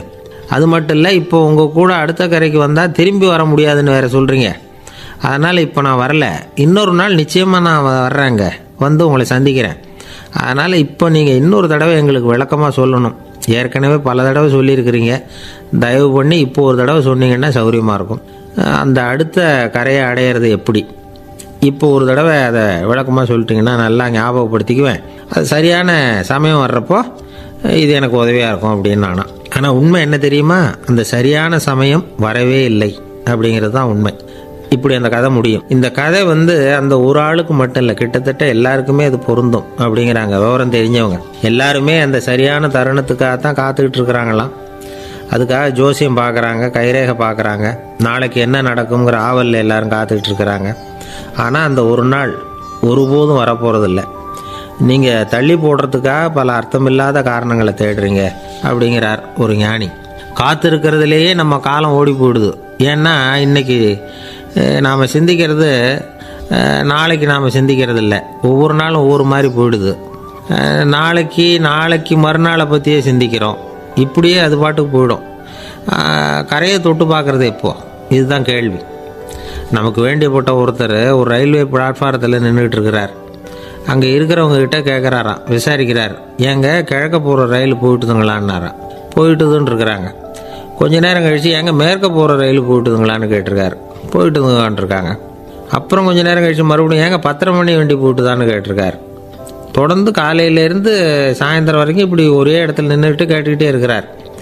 இதை பார்த்துக்கிட்டு இருந்த ஒருத்தர் அவர்கிட்ட வந்து, ஏங்க நீங்கள் எங்கே போகணும் அப்படின்னு கேட்டாராம். இவர் மெதுவாக சொன்னாராம், இந்த ரயில்வே லைனை தாண்டி அந்த பக்கம் போகணும் அப்படின்னாராம். நம்பிக்கை இல்லைன்னா இந்த உலகத்தில் நாம் வந்து நடமாடவே முடியாது. அவநம்பிக்கையோடு இருந்துக்கிட்டு இருந்தால் என்றைக்கும் அவஸ்தை தான்.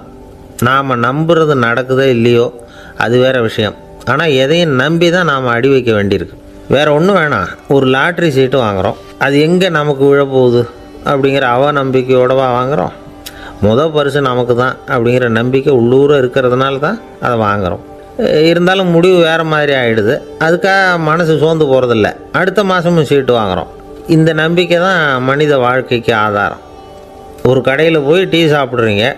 அந்த டீ நல்ல டீ தானா, அதில் விஷம் கலந்துருக்குமா அப்படிங்கிற சந்தேகம் வந்துட்டுதுன்னு வச்சுங்க. அதுக்கப்புறம் அதை எப்படி நீங்கள் சாப்பிட முடியும்? நம்பி தான் சாப்பிட்ணும். ரயில் ஒழுங்காக போய் சேருங்கிற நம்பிக்கை இருக்கிறதுனால தான் அதில் ஏறி உட்காடுறோம். லெட்டர் ஒழுங்காக போய் சேருங்கிற நம்பிக்கை இருக்கிறதுனால தான் பெட்டியில் போடுறோம். சரி, நம்ம கதையெல்லாம் நம்மளோட இருக்கட்டும். மனித நம்பிக்கை வந்து எந்த அளவுக்கு உறுதியாகவும் அறிவுபூர்வமாகவும் இருக்கணுங்கிறதுக்கு அலெக்சாண்டர் வாழ்க்கையில் நடந்த ஒரு சம்பவத்தை உதாரணமாக சொல்லலாம். இந்த உலகத்தையே ஜெயிக்கணும்னு புறப்பட்டார் அலெக்சாண்டர். ஒரு கட்டத்தில் அவர் சிட்னஸ் நதி கரைக்கு வந்து சேர்ந்தார். அந்த சமயத்தில் அவருக்கு கடுமையான நோய் வந்துட்டுது. அவர் கூடவே வந்திருந்த கிரேக்க வைத்தியர்கள் என்னென்னமோ முயற்சியெல்லாம் பண்ணி பார்த்தாங்க. இருந்தாலும் அலெக்சாண்டருக்கு வந்திருக்கிறது என்ன நோய்ங்கிறத அவங்களால கண்டுபிடிக்க முடியல. ஏன்னா அந்த பகுதியில் உள்ளவங்களுக்கு மட்டுமே அதிகமாக வரக்கூடிய ஒரு வினோதமான நோயாக இருந்தது அது. ஆனால் அவர் இருக்கிற இடம் எதிரியோட இடம், பாரசீக மன்னனோட ஆளுகைக்கு உட்பட்ட இடம். என்ன பண்ணுறது அப்படின்னு எல்லாரும் யோசனை பண்ணாங்க. பாரசீக மன்னனோட அரண்மனையில் இருக்கிற வைத்தியர் வந்தால் இந்த நோயை குணப்படுத்தி விடுவார் அப்படின்னு சொன்னாங்க. இருந்தாலும் எதிரியோட நாட்டில் இருக்கிற வைத்தியரை கூப்பிட்டு எப்படி நம்பி வைத்தியம் பார்க்க சொல்கிறது அப்படின்னு சொல்லி எல்லோரும் தயங்கினாங்க. ஆனால் அலெக்சாண்டர் தயங்கலை. பரவாயில்ல, அழைச்சிட்டு வாங்கன்னு விட்டார். உடனே அவரை போய் அழைச்சிட்டு வந்துட்டாங்க.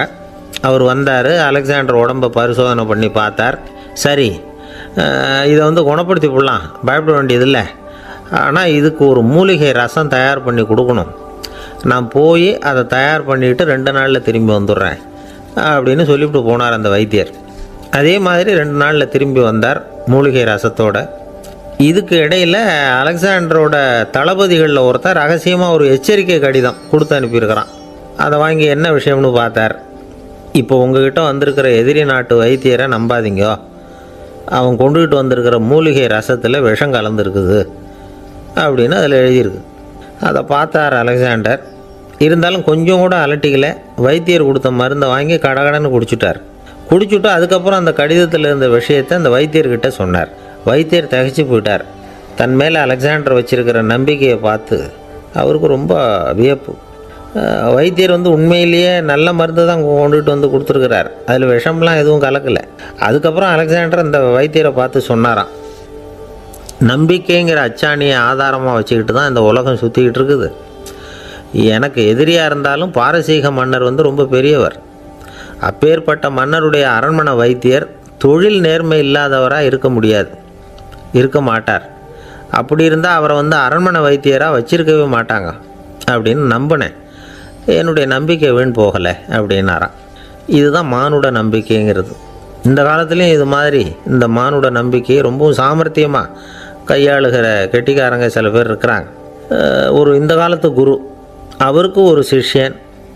குரு முன்னாடி அந்த சிஷ்யன் ரொம்ப பணிவாக நின்று, குருவே, உங்கள் கையால் விஷத்தை கொடுத்தாலும் அதை வாங்கி மடமடன்னு குடிச்சிருவேன் அப்படின்னா. உன்னுடைய குரு பக்தியை மெச்சினேன் அப்படின்னார் குரு. அதுக்கு அந்த சிஷ்யன், அப்படி இல்லை குருவே, உங்ககிட்ட சிஷ்யனாக இருக்கிறத விட உங்கள் கையால் விஷத்தை வாங்கி குடிச்சு விட்றது ரொம்ப நல்லது, அதனால தான் அப்படி சொன்னேன் அப்படின்னா. ஒரு தீப்பெட்டியை பார்த்து கேட்டுதான், நாம் 2 பேரும் தானே உரசிக்கிறோம், ஆனால் நான் மட்டும் தீ பிடிச்சி எரிஞ்சு போகிறேன், நீ அப்படியே இருக்கிறியே அப்படின்னு தான். அதுக்கு தீப்பெட்டி சொல்லியிருக்குது, உனக்கு தலையில் கணம் இருக்குது அதனால் அழிஞ்சு போகிற அப்படின்னு தான். எப்படி இருக்கு பாருங்கள் இந்த பதில். தலையில் கணம் உள்ளவங்க யாருமே சரியாக இருக்க முடியாது. எவ்வளவு பெரியவங்களாக இருந்தாலும் சரி, ரொம்ப கஷ்டம்தான் அது. கர்வம்ங்கிறது கூடவே கூடாது. இதை விளக்கிறதுக்கு மகான் ஒருத்தர் ஒரு சம்பவத்தை சொல்கிறார். அர்ஜுனன் தீர்த்த யாத்திரை பண்ணானா. அப்போது தென்னிந்தியாவுக்கு வந்திருக்கிறான். ராமேஸ்வரத்துக்கு போனப்போ அங்கே இலங்கைக்கு கல்லுலாம் அடுக்கி போடப்பட்டிருந்த பாலத்தை பார்த்தானா. ஒரு சின்ன குரங்கு அதுக்கு பக்கத்தில் விளையாடிக்கிட்டு இருந்திருக்கு.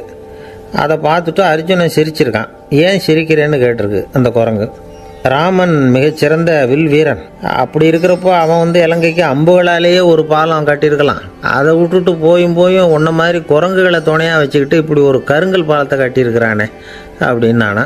அம்புகளால் பாலம் கட்ட முடியுமா அப்படின்னு கேட்டுதான் குரங்கு. ஏன் முடியாது, என்னால் முடியுமேன்றிருக்கான் அர்ஜுனன். அம்பால் பாலம் கட்டலாம், இருந்தாலும் என்ன மாதிரி குரங்குகள் ஏறி நடந்தா அது தாங்குமா? அதனால தான் ராமர் கருங்கல் பாலமே கட்டினார் அப்படின்றது குரங்கு சொல்லிச்சான். அப்படியே சொல்கிற, நான் வேணும்னா இப்போ அம்புகளாலேயே ஒரு பாலத்தை கட்டுறேன், நீ அது மேலே ஏறி நடந்து பார். பாலம் விழுந்துட்டுதுன்னா நான் தீ மூட்டி அதில் குதித்து உயிர் தியாகம் பண்ணி விட்றேன் அப்படின்னு நான் ரொம்ப கோபமாக. உடனே அந்த சின்ன குரங்கு பெரிய உருவம் எடுத்துட்டு தான் கையில் கதையோடு அர்ஜுனன் முன்னாடி நிற்கிறான் அனுமன். பார்த்தா, என்னுடைய தலைவர் ராமரையா இழிவாக பேசுகிற, நீ இப்போ பாலம் கட்டு, நான் என்னுடைய பலத்தை காட்டுறேன் அப்படின்னா அனுமன். அர்ஜுனன் தன்னுடைய காண்டிபத்தை எடுக்கிறான், சரமாரியாக அம்புகளை விடுறான். அதெல்லாம் ஒன்றோட ஒன்று கோத்துக்கிட்டு அப்படியே பாலம் மாதிரி நிற்கிது. அர்ஜுனன் தலை நிமிர்ந்து நின்னான். அனுமன் உயர கிளம்பி அங்கேருந்து பாலத்தில் வந்து பொத்துன்னு இறங்கினான். பாலம் அப்படியே நொறுங்கி போச்சு தூள் தூளாக. என்ன அர்ஜுனா, இப்போ என்ன செய்ய போகிற அப்படின்னு நான் ஏளனமா. அர்ஜுனன் தலையை தொங்க போட்டுக்கிட்டான். சொன்னபடி தீ மூட்டி அதில் குதிக்கிறதுக்காக 3 தடவை சுற்றி வந்தான். அப்போது கிருஷ்ணர் அங்கே வந்தார். என்ன அர்ஜுனா, என்ன நடக்குது, என்ன இது அப்படின்னு ஒன்றும் தெரியாத மாதிரி கேட்டார். அர்ஜுனன் வாயை திறக்கிறதுக்கு முன்னாடி அனுமன் வாயை திறந்தான், நடந்ததை சொன்னான். அர்ஜுனன் சவால் விட்டபடி உயிர் திறந்தே ஆகணும்னா அனுமன். கிருஷ்ணர் யோசனை பண்ணார். நல்லது, இந்த சவால் விட்டதுக்கும் நடந்ததுக்கும் யார் சாட்சி? பெரியவர் ஒருத்தரை சாட்சியாக வச்சுக்கிட்டல்லவா நீங்கள் இந்த போட்டியை நடத்தியிருக்கணும் அப்படின்னார். அதனால் என்ன, இப்போ மறுபடியும் அந்த போட்டியை நடத்திவிட்டா போச்சு, என்னால் அந்த அம்பு பாலத்தை நொறுக்க முடியாதா அப்படின்னா அனுமன். சரி, இப்போ மறுபடியும் அது நடக்கட்டும்னார் கிருஷ்ணர். அர்ஜுனன் அம்பு பாலம் அமைச்சான். அனுமன் ஏறி குதிச்சான். பாலம் அசைஞ்சு கொடுக்கவே இல்லை, அவ்வளோ உறுதியாக இருக்குது. இப்போ அனுமன் தலையை குனிஞ்சிக்கிட்டான். அர்ஜுனன் நன்றியோடு நிமிர்ந்து பார்த்தான். கிருஷ்ணருடைய தோள்கள்லேயும் முதுகள்லேயும் ரத்தம். என்ன சுவாமி, என்ன நடந்ததுன்னு நான் பதறி போய், உன் அம்பு பாலத்தை நான் தான் முட்டு கொடுத்து தாங்கிக்கிட்டு இருந்தேன். அனுமன் குதிச்சப்போ என் மேலே ஏற்பட்ட காயங்கள் இவை. பின்ன உன்னுடைய அம்பு பாலத்தினாலேயா பாலம் நின்றுதுன்னு நினைக்கிறேன் அப்படின்னாரான். முதல்ல வந்து அர்ஜுனன் அப்புறம் அனுமன் 2 பேருக்குமே கர்வ பங்கம் ஆகிட்டு தான். அதாவது அவங்கக்கிட்ட இருந்த கர்வம் போயிட்டுது. யாராக இருந்தாலும் கர்வம் கூடாதுங்கிறத இதிலேருந்து நாம் புரிஞ்சுக்கணும். இந்த காலத்தில் நாமெல்லாம் எந்த விஷயத்துக்கெல்லாம் கர்வப்பட்டுருவோம் தெரியுமா? 2 பெண்கள் தங்களுடைய கணவன்மார்களை பற்றி ரொம்ப பெருமையாக பேசிக்கிட்டாங்களாம். அதில் ஒரு அம்மா சொல்லியிருக்கு, என் வீட்டுக்காரர்கிட்ட எந்த சப்ஜெக்ட் கொடுத்தாலும் சரி அந்த விஷயத்தை பற்றி அழகாக 1 மணி நேரம் பேசுவார் அப்படின்னாங்களாம். உடனே இன்னொரு அம்மா, அது என்ன பிரமாதம், என் வீட்டுக்காரருக்கு சப்ஜெக்டே தேவையில்லை, விஷயமே இல்லாமல் நாள் பூரா பேசிக்கிட்டு இருப்பார் அப்படின்னாங்களாம். ஒரு காடு, நல்ல மரம்லாம் செழிச்சு இருந்தது. அப்படிப்பட்ட காட்டில் ஒரு சாது இருந்தார். அவர் எப்படின்னா எப்பவும் ஒரு மரத்தடியில் உட்காந்துருப்பார். ஏன்னா அவருடைய இருப்பிடமே அதுதான். அவர் என்ன பண்ணுவார், 3 கல் வச்சுருந்தார். செங்கல் மாதிரி இருக்கும், ஆனால் அதை விட கொஞ்சம் பெருசாக இருக்கும். எதுக்கு அந்த 3 கல்லுன்னா அதுதான் அவருடைய படுக்கை. அதாவது தூங்குறப்ப ஒரு கல்லை தலைக்கு கீழே வச்சுக்குவார், இன்னொரு கல்லை இடுப்புக்கு கீழே வச்சுக்குவார், இன்னொரு கல்லை காலுக்கு கீழே வச்சுக்குவார். உடம்பை வந்து அப்படியே ஒரு தகட்டால் மூடிக்குவார், அப்படியே தூங்கி போடுவார். மழை பெய்யுதுன்னு வச்சுங்க, அவர் உடம்பு வந்து 3 கல் மேலே இருக்குதா, அதனால் தண்ணி வந்து அடியில் ஓடி போடும், உடம்பு நனையாது. மேலே தகடு இருக்கிறதுனால மழையும் உடம்புல படாது. அவர் தூக்கமும் கிடாது, நிம்மதியாக தூங்குவார். பகலில் அந்த 3 கல்லையும் ஒரு சேர ஒரு அடுப்பு மாதிரி வச்சு அது மேலே உட்காந்துக்குவார். அதனால் பாம்பு பூச்சி எதுவும் அவரை வந்து தொந்தரவு பண்ணுறதில்ல, அது பாட்டுக்கு நடந்து போயிடும். அவர் பாட்டுக்கு நிம்மதியாக இருப்பார். யாராவது எதையாவது கொண்டுகிட்டு வந்து கொடுத்தா அதை வாங்கி சாப்பிடுவார், அவ்வளவுதான். ஒரு நாள் அந்த நாட்டு அரசன் காட்டுக்கு வேட்டையாட வந்தான். அந்த வழியாக வந்தப்போ இந்த சாது படுத்துருக்கிறத பார்த்தான், பரிதாபப்பட்டான். ஐயோ பாவம், இவர் இப்படி இந்த கல் மேலே உடம்பை வச்சுக்கிட்டு தூங்குறாரு, என்ன பாடுபடுவார், இவரை நாம் வந்து அரண்மனைக்கு அழைச்சிட்டு போய் சுகமாக நிம்மதியாக இருக்கிறதுக்கு வழி செஞ்சு கொடுப்போம், அது ரொம்ப நல்லாயிருக்கும் அப்படின்னு நினச்சான்.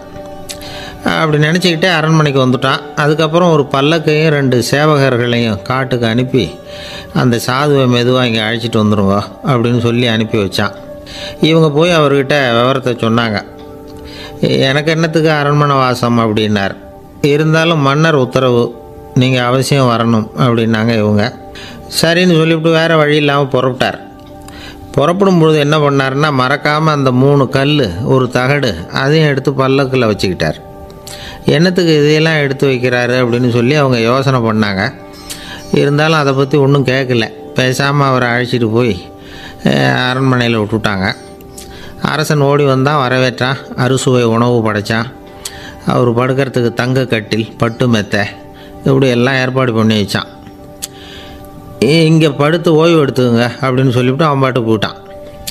மறுநாள் காலையில் வந்து பார்க்குறான், சாது படுத்துருக்கிறார். எப்படி தெரியுமா, அந்த பட்டு மெத்தை மேலே 3 கல்லையும் வச்சு வழக்கம் போலவே அது மேலே படுத்துருக்கிறார். அதுக்கு மேலே தகடு. அரசன் பார்த்துட்டு அதிர்ச்சி ஆகிட்டான். என்ன சுவாமி இப்படி அப்படின்னா, சாது சொன்னார், எனக்கு வந்து தேவையும் இல்லை குறையும் இல்லை, எல்லா இடத்துலையும் எனக்கு ஒரே மகிழ்ச்சி தான் அப்படின்னார். மகிழ்ச்சிங்கிறது தங்க கட்டிலேயோ பட்டு மெத்தையிலேயோ இல்லை, அது வந்து மனசில் இருக்கிற ஒரு விஷயம். உண்மையான மகிழ்ச்சிக்கு வழி வந்து மனப்பக்குவம் அப்படிங்கிறது அந்த அரசனுக்கு புரிஞ்சுதான். இந்த காலத்தில் ஒரு சாமியார், அவரை தேடி ஒரு சீடன் வந்தான். என்னாச்சு தெரியுமா? சுவாமி, எனக்கு நிம்மதி வேணும், அதுக்கு என்ன வழின்னு கேட்டான். சாமியார் நிமிர்ந்து பார்த்தார். அப்புறம் சொன்னார், நீ ஏகப்பட்ட பேர்கிட்ட கடன் வாங்கியிருக்கிற, அதையெல்லாம் திருப்பி கொடுத்தா தான் உனக்கு நிம்மதி கிடைக்கும்னார். இவனுக்கு ஆச்சரியம். அது எப்படி சாமி, அவ்வளவு கரெக்டாக நான் கடன் வாங்கினதை கண்டுபிடிச்சிங்க அப்படின்னா, உனக்கு கடன் கொடுத்து சாமியாராக போனதே நான் தான்ப்பா, அதனால தான் இந்த கதிக்கு வந்தேன். என்கிட்டயே வந்து நிம்மதிக்கு வழி கேட்குறிய, அதுதான்டா வேதனை அப்படின்னாராம் அவர். ஒரு குரு, இளம் சீடர்கள் எதிரில் உட்காந்துருக்கிறாங்க. குரு பாடம் நடத்திக்கிட்டு இருக்கிறார். சீடர்களுக்கு ஒரு ஆசை, அதாவது ஒரு முக்கியமான மந்திரத்தை நம்ம குருநாதர்கிட்ட இருந்து கற்றுக்கணும் அப்படிங்கிறது அவங்க ஆசை. அது என்ன மந்திரம்னா, இறந்தவரை உயிர்ப்பிக்கக்கூடிய புனித மந்திரம், அதாவது செத்தவங்களுக்கு மீண்டும் உயிர் உண்டாக்குகிற மந்திரம். குருவே, தயவு பண்ணி அந்த மந்திரத்தை எங்களுக்கு உபதேசிக்கணும் அப்படின்னு கேட்டாங்க. அது ரொம்ப ஆபத்தானது, அது என்னத்துக்கு உங்களுக்கு வேண்டாமேன்னாராம் குரு. எங்களுடைய நம்பிக்கை வந்து உறுதிப்படுறதுக்காகத்தான் கேட்குறோம், வேற ஒன்றும் இல்லை அப்படின்னாங்களாம் சீடர்கள். பக்குவப்படாத அறிவுங்கிறது ரொம்ப ஆபத்தானது அப்படின்னாராம் குரு. இது சீடர்களுக்கு புரியல. அது எப்படிங்க பக்குவப்படாத அறிவு ஆபத்தானதுன்னு சொல்கிறீங்க, அப்படின்னா என்ன அப்படின்னு கேட்டிருக்காங்க சீடர்கள். குரு அதுக்கு விளக்கம் கொடுத்தாராம். அந்த மந்திரத்தை எப்போ பயன்படுத்தணுங்கிறது முக்கியம். அதை அறியக்கூடிய ஞானம் ஏற்படுகிற வரைக்கும் அதை தெரிஞ்சுக்காமல் இருக்கிறது தான் நல்லது, இல்லைன்னா ஆபத்துன்னாராம். ஆனால் அந்த சீடர்கள் அதை கேட்குற மாதிரி இல்லை, ரொம்ப பிடிவாதம் பண்ண ஆரம்பிச்சுட்டாங்க. சரி வாங்க சொல்கிறேன்னார் குரு. எல்லோரும் வந்தாங்க. அந்த புனித மந்திரத்தை அவங்களுக்கு ரகசியமாக உபதேசம் பண்ணார். உபதேசம் பண்ணிவிட்டு அவங்களுக்கு எச்சரிக்கையும் கொடுத்தார். இந்த மந்திரத்தை நல்லா ஆராய்ச்சி பார்த்ததுக்கு அப்புறம் தான் உச்சரிக்கணும், அவசரப்பட்டு எதுவும் செஞ்சிடக்கூடாது அப்படின்னு ஒரு தடவைக்கு பல தடவை எச்சரிக்கை கொடுத்தார். சரின்னு சொல்லிவிட்டு அவங்கெல்லாம் மந்திரத்தை கற்றுக்கிட்டு எழுந்திரிச்சு போயிட்டாங்க. ஒரு நாள் அந்த சீடர்கள் எல்லாம் மணற்பாங்கான இடத்துல அப்படியே நடந்து போயிட்டுருக்கிறாங்க. ஒரு பாலைவன பகுதி மாதிரி ஒரு இடம். அங்கே ஒரு இடத்துல எலும்புகள் குவியலாக கிடந்தது.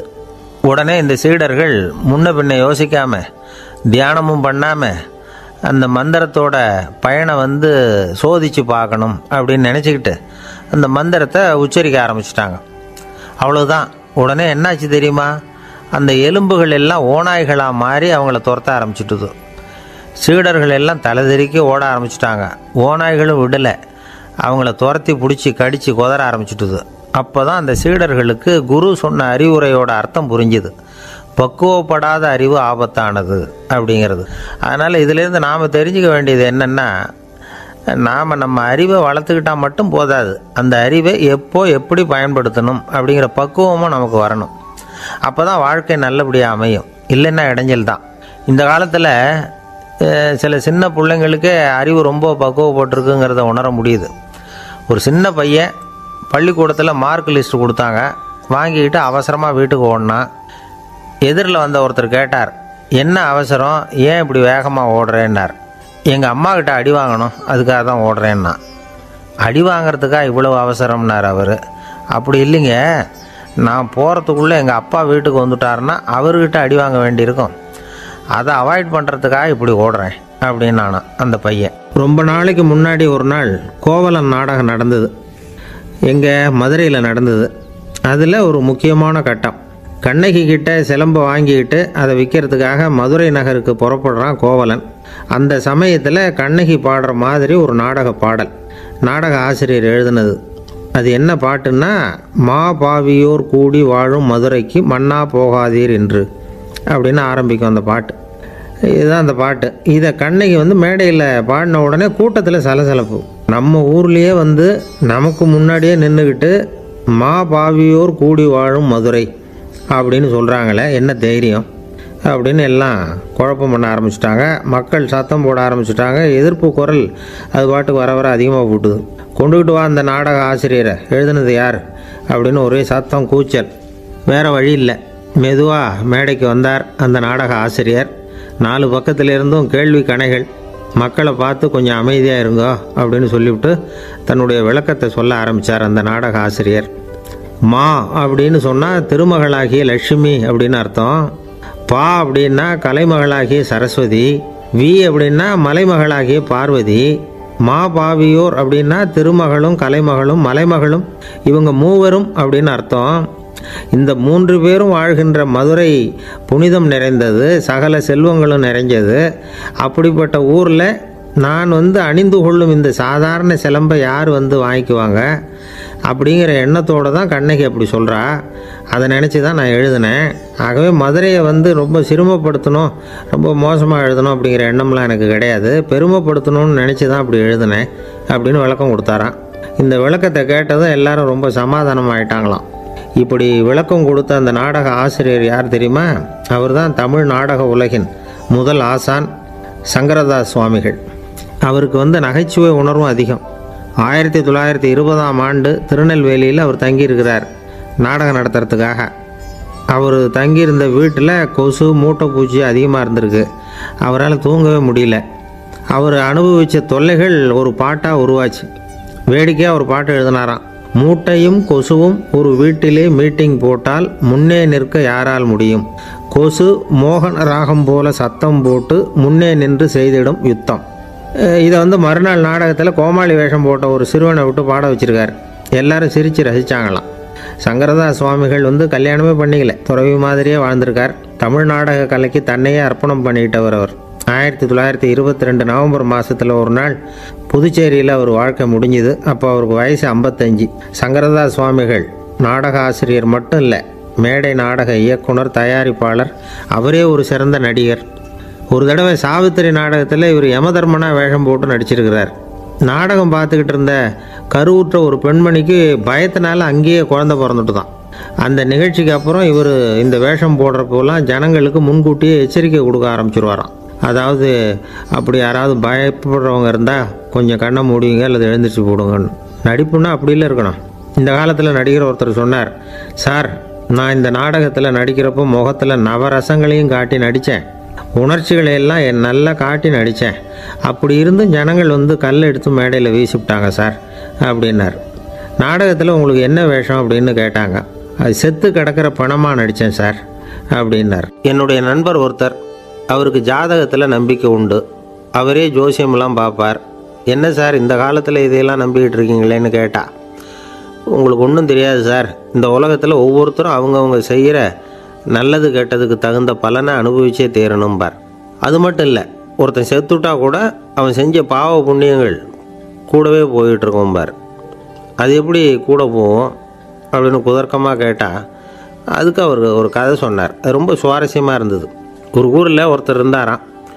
அவர் ஜோசியம் பார்க்குறதுல ரொம்ப கெட்டிக்காரரு. ஒருத்தருடைய தலைமுடியை மட்டும் அவர்கிட்ட காட்டினா போதும், அதை மட்டும் பார்த்துட்டு அவருடைய ஜாதகத்தையே சொல்லிவிடுவாராம். அப்பேற்பட்ட திறமை. அந்த ஆள் ஒரு சமயம் கன்னியாகுமரி கடற்கரைக்கு போயிருந்திருக்கிறார். அங்கே கரை ஓரமாக ஒரு மண்டை ஓடு கிடந்திருக்கு. அதை எடுத்து பார்த்துருக்கிறார். அந்த மண்டை ஓட்டை வச்சுக்கிட்டே அதோட ஜாதகத்தை அலசியிருக்கிறார். இந்த மண்டை ஓட்டுக்கு ஒரு ஆசாமி வாழ்க்கையில் ரொம்ப கஷ்டப்பட்டுருக்கிறான், நிறைய கஷ்டத்தை அனுபவிச்சிருக்கிறான், அது தாங்க முடியாமல் தான் கடலில் விழுந்து தற்கொலை பண்ணிகிட்டு இருக்கான் அப்படிங்கிறத அவர் கணிச்சுட்டார். இருந்தாலும் இந்த மண்டை ஓடு இன்னமும் அனுபவிக்க வேண்டியது பாக்கி இருக்குது அப்படிங்கிறதையும் அவர் உணர்றார். அது சரி, ஒருத்தன் உயிரோடு இருக்கிற வரைக்கும் தானே நல்லது கெட்டதை அனுபவிக்க முடியும். செத்ததுக்கு அப்புறமும் பாக்கி இருக்குன்னா அதை எப்படி அனுபவிக்கிறது? இந்த மண்டை ஓட்டுக்கு இன்னும் கொஞ்சம் பாக்கி இருக்குது அப்படிங்கிறது அவருக்கு புரிஞ்சதே தவிர அதோட அர்த்தம் என்னங்கிறது அவருக்கு சரியாக விளங்கலை. சரி, இதை இன்னும் கொஞ்சம் விவரமாக ஆராய்ச்சி பண்ணி பார்ப்போம் அப்படின்னு நினச்சிக்கிட்டு அதை தன்னுடைய வீட்டுக்கு எடுத்துகிட்டு போயிட்டார். அந்த மண்டை ஓட்டை ஒரு பொட்டியில் வச்சு பூட்டினார். தன்னுடைய தனி அறையில் அதை பத்திரமா வச்சுக்கிட்டார். தினமும் ராத்திரி ஆனதும் தன்னுடைய மனைவியை பார்த்து, நீ போய் பூஜை அறையில் தனியாக படுத்துக்கோ அப்படின்னு சொல்லிவிட்டு இவர் ராத்திரி 12 மணிக்கு பொட்டியை திறந்து பார்ப்பார். மண்டை ஓடு அப்படியே இருந்ததே தவிர இன்னும் கொஞ்சம் பாக்கி இருக்குங்கிறதுக்கு அர்த்தம் அவருக்கு விளங்கலை. அந்த மண்டை ஓட்டுக்கு இன்னும் என்ன பாக்கி இருக்க போகுது? இப்படியே ஒரு 10 நாள் போச்சு. அந்த வீட்டம்மாவுக்கு சந்தேகம் வந்துட்டுது. நம்ம வீட்டுக்காரர் நம்மளை தனியாக ஏன் தூங்க சொல்கிறார் அப்படிங்கிற சந்தேகம். உடனே பக்கத்து வீட்டு அம்மாக்கிட்ட விஷயத்தை சொல்லியிருக்கிறாங்க. அந்த அம்மா உடனே, நீ கவலைப்படாத, நான் கண்டுபிடிச்சி சொல்கிறேன்னு சொல்லிவிட்டாங்களாம். அன்றைக்கி ராத்திரியே ஜன்னல் வழியாக எட்டி பார்த்துருக்குறாங்க. இந்த ஆள் மண்டை ஓட்டை கையில் வச்சுக்கிட்டு அதை திருப்பி திருப்பி அப்படியும் இப்படியும் பார்த்துக்கிட்டு இருந்தது தெரிஞ்சுட்டுது. மறுநாள் காலையில் அவரோட மனைவியை பார்த்தாங்க. ஏம்மா, உன் வீட்டுக்காரருக்கு நீ முதல் மனைவியா ரெண்டாவது மனைவியா அப்படின்னு கேட்டாங்க. எனக்கு தெரிஞ்ச வரைக்கும் நான் ஒருத்தி தான் அவருடைய மனைவின்னாங்க. அப்படி இல்லை, நீ அவருக்கு ரெண்டாவது மனைவி. முதல் மனைவியின் மண்டை ஓடு தான் அவர் கையில் இருக்குப்போ, அதை தான் அவர் தினமும் ராத்திரியில் எடுத்து பார்த்துக்கிட்டு இருக்கிறாரு அப்படின்னு விட்டாங்க அந்த அடுத்த வீட்டம்மா. அப்படியா விஷயம்னு சொல்லிவிட்டு கணவன் வீட்டில் இல்லாத நேரமாக பார்த்து அந்த மண்டை ஓட்டை எடுத்து கொண்டாந்து ஒரு உரலில் போட்டு உலக்கையால் குத்தி நொறுக்க ஆரம்பிச்சுட்டுது அந்த அம்மா. வெளியே போயிருந்த அந்த ஆள் அப்போ தான் உள்ளே நுழைஞ்சார். மண்டை ஓடு உலக்கைக்கிட்ட குத்து வாங்கிட்டு இருக்கு. அது அனுபவிக்க வேண்டியது இன்னும் கொஞ்சம் பாக்கி இருக்குது அப்படிங்கிறதுக்கான அர்த்தம் எனக்கு இப்போ தான் புரிஞ்சுதுன்னாராம் அவர். இந்த கதையிலேருந்து நாம் இன்னொரு நீதியையும் புரிஞ்சுக்கணும். அதாவது நம்ம வீட்டை பற்றி நமக்கு தெரியாததெல்லாம் அடுத்த வீட்டுக்காரங்களுக்கு நல்லா தெரியும். ஆஸ்மாவுக்கும் மனசுக்கும் சம்பந்தம் உண்டு. தீர்வு காண முடியாத மன போராட்டங்கள் எல்லாத்துக்கும் அடுத்தவங்களையே சார்ந்து இருக்கிற மனநிலை, இதெல்லாம் ஆஸ்மாவினுடைய தீவிரத்தை அதிகப்படுத்திடும்.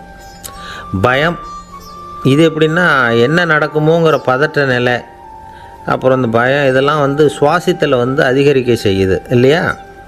இதனால் இரத்தத்தின் காரத்தன்மை அதிகமாகி நோயின் தீவிரமும் அதிகமாகுது. மன போராட்டம், மனக்கவலை, மன இறுக்கம் இதெல்லாம் தோல் வியாதியை தூண்டி விடுதான். இது மாதிரி இன்னும் எவ்வளவோ இருக்குது. அதனால் இன்றைக்கி நமக்கு தேவை என்னென்னா மன வலிமை, மலர்ந்த முகம்.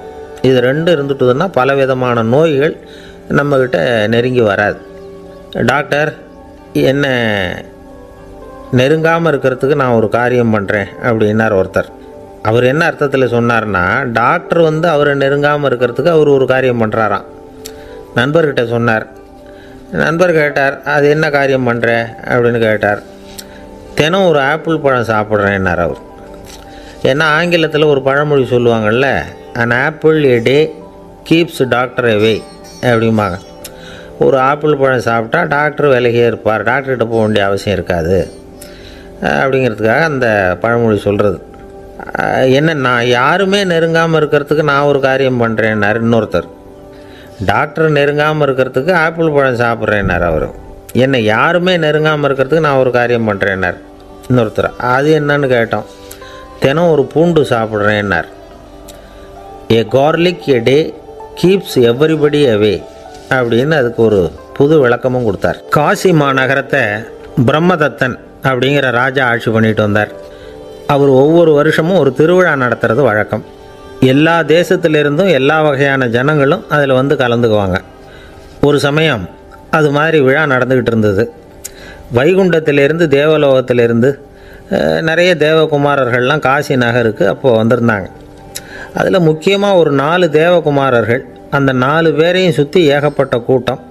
அப்படி என்ன விசேஷம் அவங்கக்கிட்ட அப்படின்னா, மற்றவங்களை விட அவங்க முகம் அழகாக இருந்ததா அப்படி பார்த்தா அப்படியும் இல்லை. அவங்க அணிஞ்சிருந்த மலர் மாலைகள் தான் அதுக்கு காரணமாக. அந்த மலர்கள்லேருந்து அப்படி ஒரு அபூர்வமான நறுமணம். இதுக்கு முன்னாடி இப்படி ஒரு நறுமணத்தை அந்த ஊர் ஜனங்க அனுபவிச்சதே இல்லை. அதுதான் அந்த 4 பேரையும் சுற்றி கூட்டம். எல்லோரும் கேள்வி கேட்க ஆரம்பித்தாங்க. உடனே அந்த 4 தேவகுமாரர்களும் எல்லாருக்கும் தெரியும்படியாக வானத்தில் எழும்பி கொஞ்சம் உயரமாக நின்றுக்கிட்டாங்க. கீழே நின்றுக்கிட்டு இருந்த அரசன்லேருந்து ஆண்டி வரைக்கும் ஒருத்தர் பாக்கி இல்லாமல் ஒரே குரலில் எல்லாரும் அவங்கள பார்த்து, எங்களுக்கும் இது மாதிரி மாலையை போட்டுக்கணும்னு ஆசையாக இருக்குது, அதுக்கு நீங்கள் தான் அருள் பண்ணணும் அப்படின்னு கேட்டுக்கிட்டாங்க. மாலை போட்டுக்கிறதுனா எல்லாருக்கும் ஆசையாக தானே இருக்கும். அந்த 4 தேவகுமாரர்களில் ஒருத்தர் புத்தர் பிரான்.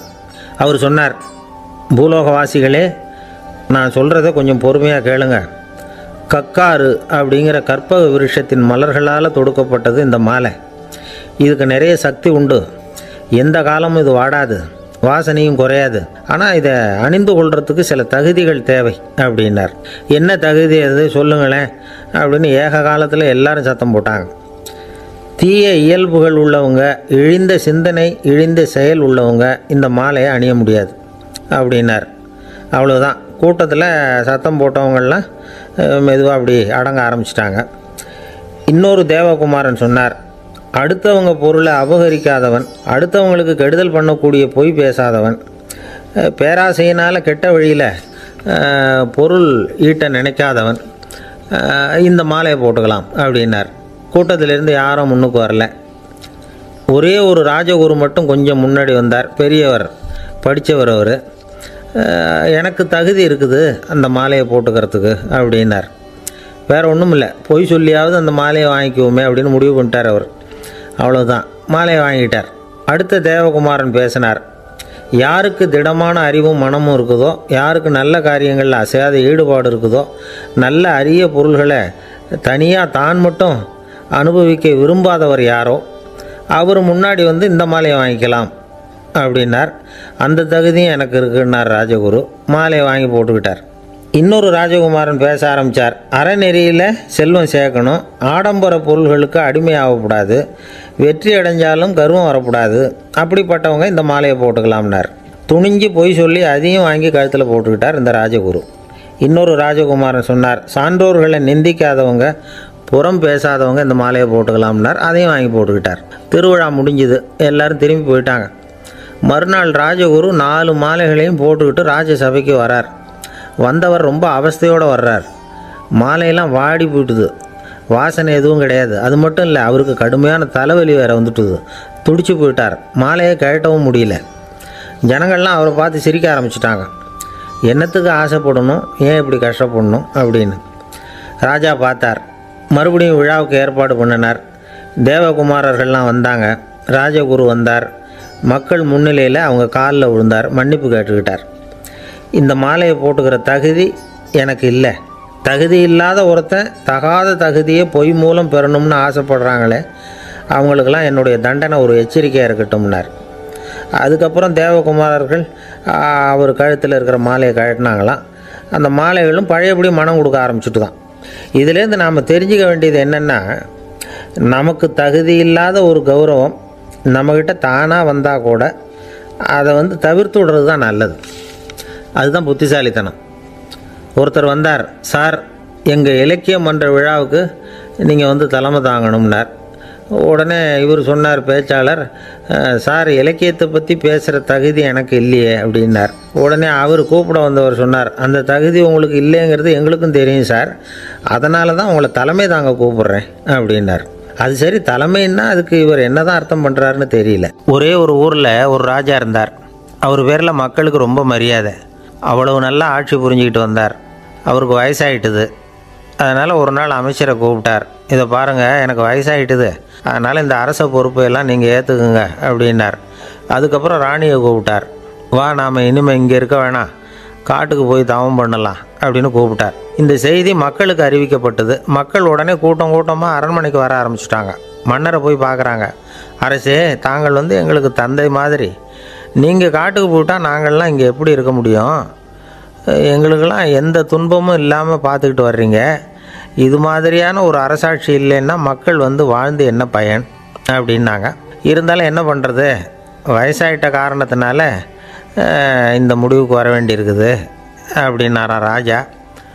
அப்படின்னா நீங்கள் காட்டுக்கு போக வேணாம், நாங்கள் போகிறோம். நாங்கள் அங்கே போய் தவம் பண்ணுறோம், வழிபாடு பண்ணுறோம். கடவுள் வருவார், அவர்கிட்ட வரம் வாங்கிட்டு வந்துடுறோம் அப்படின்னாங்களாம். அப்படி சொல்லிவிட்டு உடனே எல்லோரும் காட்டுக்கு போனாங்க. நாட்டு மக்கள் எல்லாரும் ஒட்டு மொத்தமாக வந்து காட்டில் உட்காந்துக்கிட்டு தவம் பண்ணுறதை பார்த்தார் கடவுள். உடனே புறப்பட்டு வந்தார். எல்லோரும் இப்படி வந்து உட்காந்துருக்குறீங்களே, என்ன வேணும் உங்களுக்கு அப்படின்னு கேட்டார்.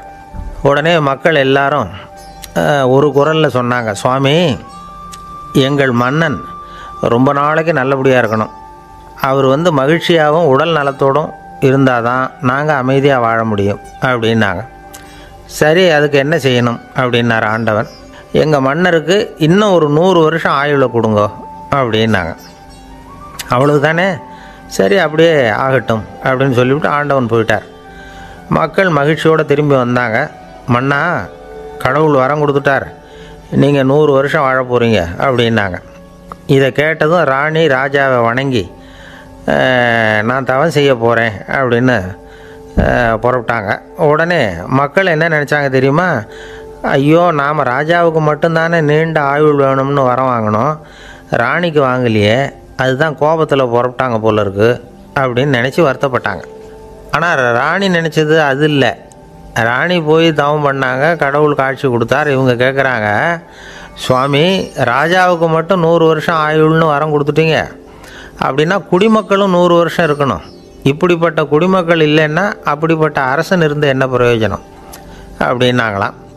ஆண்டவன் பார்த்தார், சரி அவங்களும் 100 வருஷம் வாழ்வாங்க, அது மட்டும் இல்லை நீயும் 100 ஆண்டு காலம் வாழ வரமளிக்கிறேன் அப்படின்னு சொல்லிவிட்டு மறைஞ்சிட்டார்.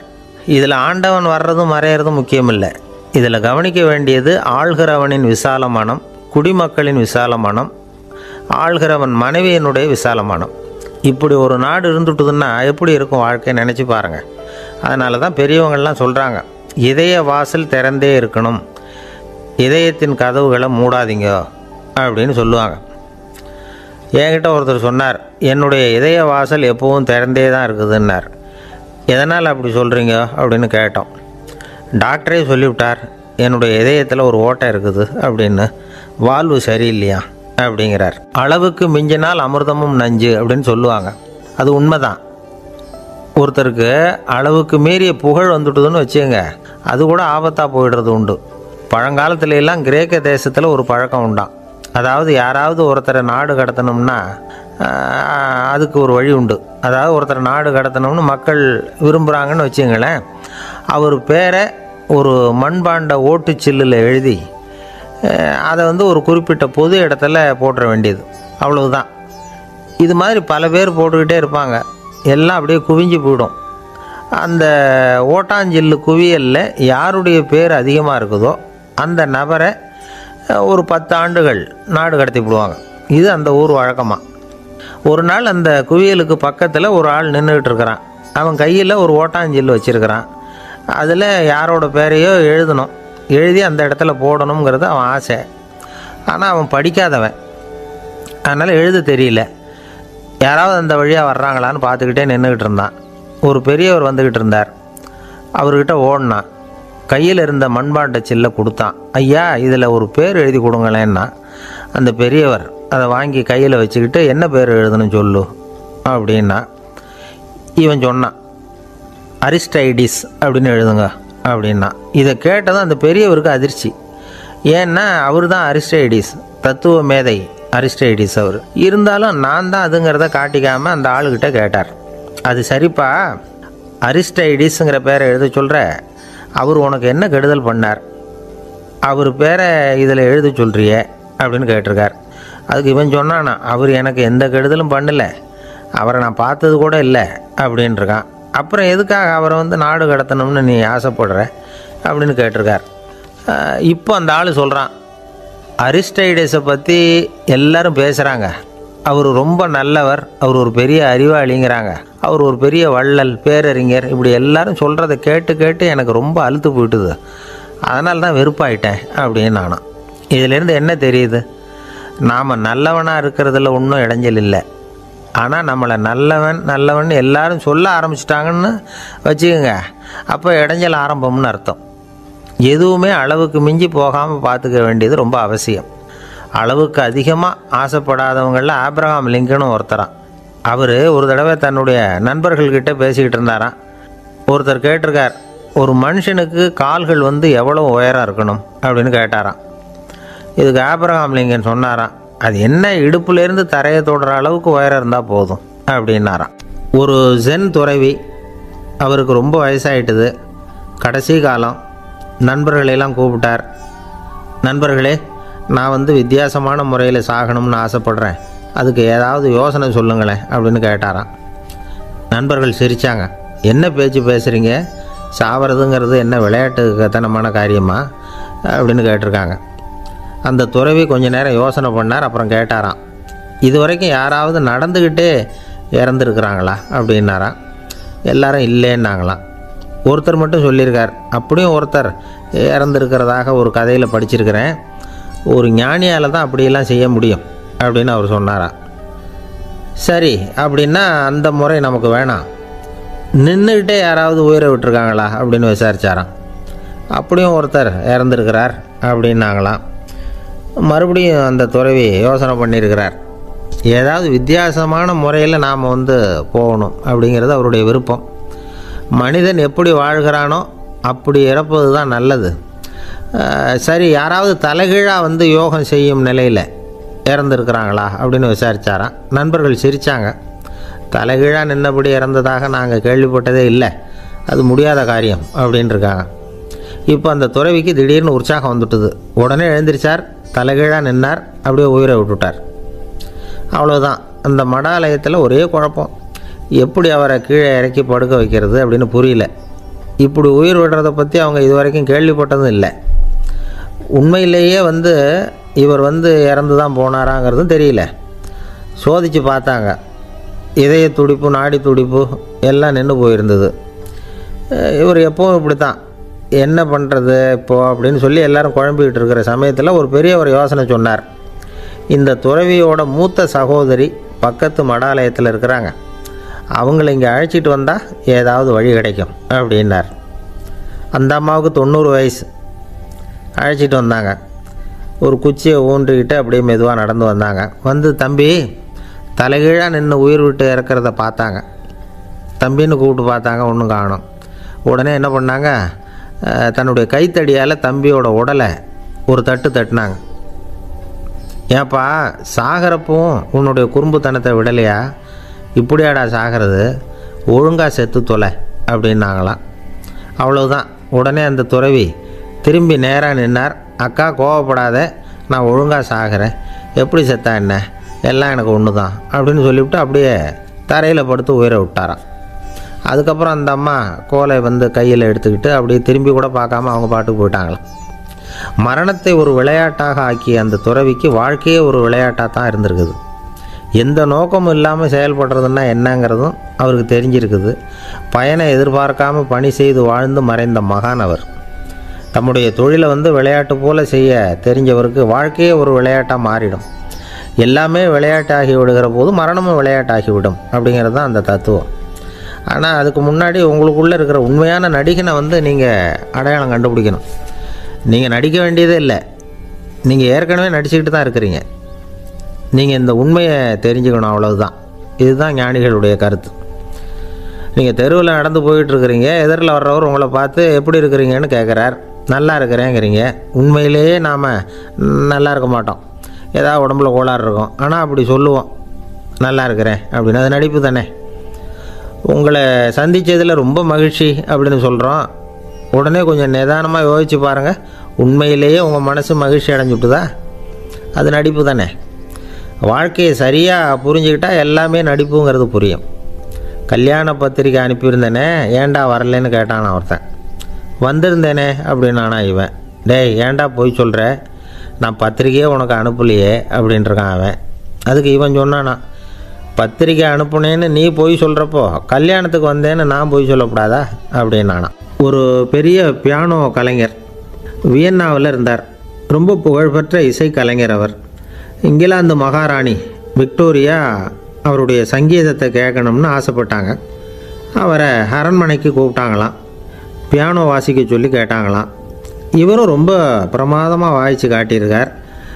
உடனே பாராட்டி பரிசுகள்லாம் கொடுத்து அனுப்புனாங்களாம். அந்த இசையை கேட்குறதுல அரசிக்கு ரொம்பவும் ஆர்வம் உண்டு. அதனால் அதுக்கப்புறமும் அந்த கலைஞர் அடிக்கடி அரண்மனைக்கு வர வேண்டிய அவசியம் ஏற்பட்டது. ஏன்னா அரசி கூப்பிட ஆரம்பித்தாங்க. இவர் போகணும், அங்கே இசை நிகழ்ச்சி நடத்தணும். இவர் அங்கே பாடி வாசிக்கிறது உண்டு. ஒரு தடவை மகாராணி அவரை பார்த்து, உங்கள் நாட்டு தேசிய கீதம் பாடுங்களேன் அப்படின்னு கேட்டாங்களாம். உடனே அவர் தன்னுடைய நாடான ஆஸ்திரியாவின் தேசிய கீதத்தை பாடியிருக்கிறார். அவர் பாட ஆரம்பித்த உடனே மகாராணி எழுந்திரிச்சு நின்னாங்களாம். அதுக்கு மரியாதை செலுத்துகிற நோக்கத்தோடு பாட்டு முடிகிற வரைக்கும் அப்படியே நின்றுக்கிட்டு இருந்தாங்களாம். இதுதான் அந்த அரசியினுடைய பெருந்தன்மை. அதாவது நாட்டுப்பற்றுங்கிறது அந்த அளவுக்கு அப்படி இருக்கணும். இப்படி ஒரு அரசியே நம்ம நாட்டு தேசிய கீதத்துக்கு எழுந்திரிச்சு நின்று மரியாதை செலுத்துகிறாங்க அப்படிங்கிறத புரிஞ்சிக்கும் பொழுது அந்த முதிய கலைஞரின் மகிழ்ச்சிக்கு அளவே இல்லையாம். அதுக்கப்புறம் அந்த பியானோ கலைஞர் ஒரு நாள் தன்னுடைய நண்பர் ஒருத்தர்கிட்ட பேசிக்கிட்டு இருந்தாராம். அப்போ சொன்னாராம், மகாராணியார் எனக்கு எவ்வளவோ பரிசுகள்லாம் கொடுத்துருக்குறாங்க. ஒரு தடவை எனக்கு வைரக்கல் பதித்த அணி ஒன்றை கூட பரிசாக கொடுத்தாங்க. ஆனால் அதை விட உயர்ந்த விலை மதிக்க முடியாத அணி என்ன தெரியுமா? நான் என்னுடைய நாட்டு தேசிய கீதத்தை நான் பாடுறப்போ அவங்க எழுந்திரிச்சு நின்று மரியாதை செலுத்தினாங்களே, அதுதான் எனக்கு கிடைச்ச மிகப்பெரிய பரிசு அப்படின்னாராம். எனக்கு தெரிஞ்ச சங்கீத வித்வான் ஒருத்தர் இருக்கார். சமீபத்தில் ஒரு நாள் அவரை பார்த்தேன். எப்படி போயிட்டுருக்கு உங்கள் தொழில் அப்படின்னு கேட்டேன். ரொம்பவும் வித்தியாசமாக போயிட்டுருக்குங்க அப்படின்னார். என்ன சொல்கிறீங்க அப்படின்னேன். முன்னாடியெல்லாம் நான் பாடினா எதிரில் இருக்கிறவங்க தான் எழுந்திரிச்சு போயிட்டு இருந்தாங்க. இப்போ எப்படின்னா நான் பாட ஆரம்பிச்சுட்டா உடனே பக்கவாத்தியக்காரனே எழுந்திரிச்சு போயிடுறான் அப்படின்னார் ரொம்ப வேதனையோட. பொங்கல் திருநாள். பொங்கல் திருநாள்னா இது ஏதோ அறுவடை திருநாள் அப்படின்னு சொல்லுவோம். அதாவது வருஷம் பூரா நாம் பாடுபட்டு அதனுடைய பலனை அனுபவிக்கிற நாள் அப்படிங்கிறது நாம் சொல்லிகிட்டு இருக்கிறது. இது முக்கியமாக இது ஒரு நன்றி அறிவிப்பு நாள் அப்படின்னு சொல்லுவாங்க. இன்றைக்கி நிறைய நன்றி அறிவிப்பு கூட்டம்லாம் நடந்துக்கிட்டு இருக்குல்ல, அது மாதிரி விவசாயிகள் நடத்துகிற ஒரு நன்றி அறிவிப்பு விழா இது. யாருக்கு நன்றி சொல்கிறாங்கன்னா ஆதவனுக்கு. அதாவது சூரியன் இல்லைன்னா விவசாயம் இல்லை. அதனால் ஆதவனுக்கு நன்றி செலுத்துகிற நாளாக இந்த பொங்கல் திருநாளை நாம் கொண்டாடுறோம். அதாவது இந்த பொங்கலில் விவசாயிகள்கிட்டேருந்து நிறைய பண்புகளை நாம் தெரிஞ்சுக்க வேண்டிய நாள் இது. விவசாயிகள் அவங்க விவசாயம் முன்னேறி இருக்கிற அளவுக்கு விவசாயிகளுடைய வாழ்க்கை தரம் முன்னேறலை. அந்த அளவுக்கு அவர்கள் நாட்டுக்காக உழைச்சிக்கிட்டு இருக்கிறாங்க. அந்த காலத்திலே அதை பற்றி ஒரு கதை சொல்கிறது உண்டு. ஒரு வயசான ஆள் நிலத்தில் ஏறு உழுதுகிட்டு இருந்தாராம். கிழிஞ்சு போன ஒரு சின்ன துண்டை தான் இடுப்பில் கட்டியிருந்தாராம். தலையில் ஒரு கந்தலை சுற்றி இருந்தார். உடம்பு பூரா சேரு, ரொம்ப ஏழை. ஏறு ஓட்டிகிட்டு இருக்கிறவர் வேறு எப்படி இருப்பார்? இருந்தாலும் அந்த ஆள் ரொம்ப ஜாலியாக பாட்டு பாடிக்கிட்டே ஏறு உழுதுகிட்டு இருந்தாராம். உடம்புல தான் அவர் ஏழையை தவிர மனசில் ஒரு ஏழையாக தெரியல. அந்த சமயத்தில் அந்த நாட்டு ராஜா அந்த பக்கமாக குதிரை மேலே வந்தாராம். வேட்டைக்கு போயிட்டு பரிவாரங்களோடு திரும்பி வந்துக்கிட்டு இருக்கிறார். ரொம்ப செல்வ செழிப்பில் இருக்கிற ராஜா அவர் இந்த வயசான விவசாயியை பார்த்துருக்கார். இந்த ஆள் ரொம்பவும் ஏழைங்கிறது அவர் பார்த்தாவே பளிச்சுன்னு தெரியுது. கட்டிக்கிறதுக்கு நல்ல துணி இல்லை, உடம்போ இழைச்சி போயிருக்குது, வயிறு முதுகில் போய் ஒட்டிக்கிட்டு இருக்கு, கண்ணு குழி விழுந்து போயிருக்குது. ஆனாலும் முகத்தை பார்த்தா சந்தோஷமாக இருக்கிற மாதிரி இருக்குது. இவ்வளோ உற்சாகமாக பாடிக்கிட்டு இருக்கிறாரே அப்படின்னு ஆச்சரியமாக நினச்சி பார்த்தார் அந்த ராஜா. சரி, அவர்கிட்ட கொஞ்சம் பேச்சு கொடுத்து பார்க்கலாம் அப்படின்னு முடிவு பண்ணார். ஐயா பெரியவரே, இப்படி கொஞ்சம் வர முடியுமான்னாராம். பொழுது போகிறதுக்குள்ளே நான் இந்த வயல் பூரா உழவு ஓட்டி ஆகணும், அதனால் பேசுகிறதுக்கு நேரம் இல்லை அப்படின்னாராம் அந்த பெரியவர். என்ன அவ்வளவு அவசரமாக? மீதி இருந்தால் நாளைக்கு உழுதக்கூடாதா? அது சரி, உனக்கு எத்தனை ஏக்கர் நிலம் இருக்குது அப்படின்னு விசாரிச்சிருக்கார் ராஜா. எனக்குன்னு சொந்தமாக உள்ளங்கை அளவு கூட நிலம் கிடையாது. இது எங்கள் முதலாளியோட நிலம். இதை பூராவும் உழுது முடித்தாதான் அவர் கூலி கொடுப்பார். நான் கூலிக்கு உழுதுகிட்டு இருக்கிறேன். உங்ககிட்ட பேசிக்கிட்டு இருந்தால் அவருக்கு துரோகம் பண்ணது மாதிரி ஆகிடும் அப்படின்னாராம். ராஜா குதிரையை விட்டு கீழே இறங்கினார். வரப்பில் நடந்து அந்த பெரியவர்கிட்டே போனாராம். சரி, ஒரு நாள் பூரா உழுதா உனக்கு எவ்வளவு கூலின்னு கேட்டிருக்கார். 8 அணா கூலி கிடைக்கும்னாராம் அவர். இது ரொம்ப காலத்துக்கு முன்னாடி நடந்த ஒரு சம்பவங்கிறதுனால அப்போ 8 அணா கூலிங்கிறது ரொம்ப பெருசு. இருந்தாலும் அதுவும் அந்த ராஜாவுக்கு பெரிய கூலியாக தெரியல. இவ்வளவு தானா, இதை வச்சுக்கிட்டு நீ எப்படி காலம் தள்ளுற அப்படின்னாராம்.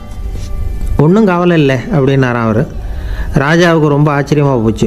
8 அணா கூலி வாங்குகிற இந்த ஆள் கவலை இல்லாமல் இருக்கிறார், ஏராளமான வசதியோடு இருக்கிறன்னா கவலை இல்லாமல் வாழ முடியலையே அப்படின்னு நினச்சி பார்த்துருக்கார். அது சரி, 8 அணாவில் எப்படி குடும்பம் நடத்துகிற அப்படின்னு கேட்டாராம். எனக்கு கிடைக்கிற 8 அணாவில் 2 அணா குடும்பத்துக்கு செலவழிக்கிறேன், 2 அணா பழைய கடனுக்கு கொடுக்குறேன், 2 அணா தர்மம் செய்கிறேன், 2 அணா வட்டிக்கு கொடுக்குறேன், ஒரு குறையும் இல்லைன்னாராம். ராஜாவுக்கு ஒன்றும் புரியல. எனக்கு ஒன்றும் புரியலேன்னு இருக்கார். ஐயா, எனக்கும் என் மனைவிக்கும் 2 அணா செலவாகுது. வயசான அம்மா அப்பா இருக்கிறாங்க, சின்ன வயசில் என்னை காப்பாற்றினவங்க அவங்க. அந்த கடனுக்கு 2 அணா செலவாகுது, அது பழைய கடன். என் தங்கச்சி ஒருத்தி ஆதரவு இல்லாத நிலைமையில் தன்னுடைய மகனோட என் வீட்டில் இருக்கிறா. அவளுக்கும் அவள் மகனுக்கும் 2 அணா செலவு பண்ணுறேன், அது தர்மம். எனக்கு 2 பிள்ளைங்க இருக்கிறாங்க, அவங்களுக்கு 2 அணா செலவு பண்ணுறேன், அது வட்டிக்கு கொடுக்கறது மாதிரி. பிற்காலத்தில் அவங்க எங்களை காப்பாற்றுவாங்க. அந்த வகையில் நான் திருப்தியோடு வாழ்ந்துக்கிட்டு இருக்கிறேன் அப்படின்னாராம். ராஜாவுக்கு அர்த்தம் புரிய ஆரம்பிச்சுதான். அந்த பெரிய நிலத்தை விலை கொடுத்து வாங்கி அந்த பெரியவருக்கே தானமாக கொடுத்துட்டாராம். இப்போ உழுதவருக்கே நிலம் சொந்தமாயிட்டுது. அன்னையிலேருந்து அரசனுக்கும் ஆறுதல் கிடைச்சிதான். இப்படி ஒரு கதை சொல்லுவாங்க. 8 அணா வருமானத்தை வச்சுக்கிட்டு எப்படி காலத்தை தள்ளுறதுன்னு சொல்கிறதுக்காக இந்த கதையை சொல்கிறதாக யாரும் தப்பாக நினச்சிக்கக்கூடாது. கிடைக்கிறத எப்படி பங்கு போடுறார், எப்படி திருப்தியாக வாழறார் அப்படிங்கிறது தான் முக்கியம்.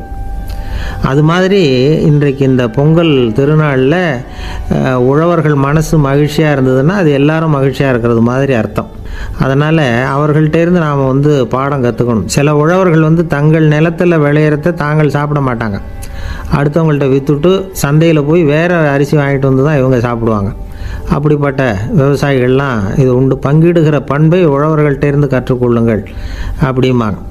ஒரு ஆள் நிம்மதியாக மகிழ்ச்சியாக இருந்தானா, உங்கள் நிம்மதிக்கும் மகிழ்ச்சிக்கும் என்ன காரணம்னு கேட்டிருக்கார் இன்னொருத்தர்.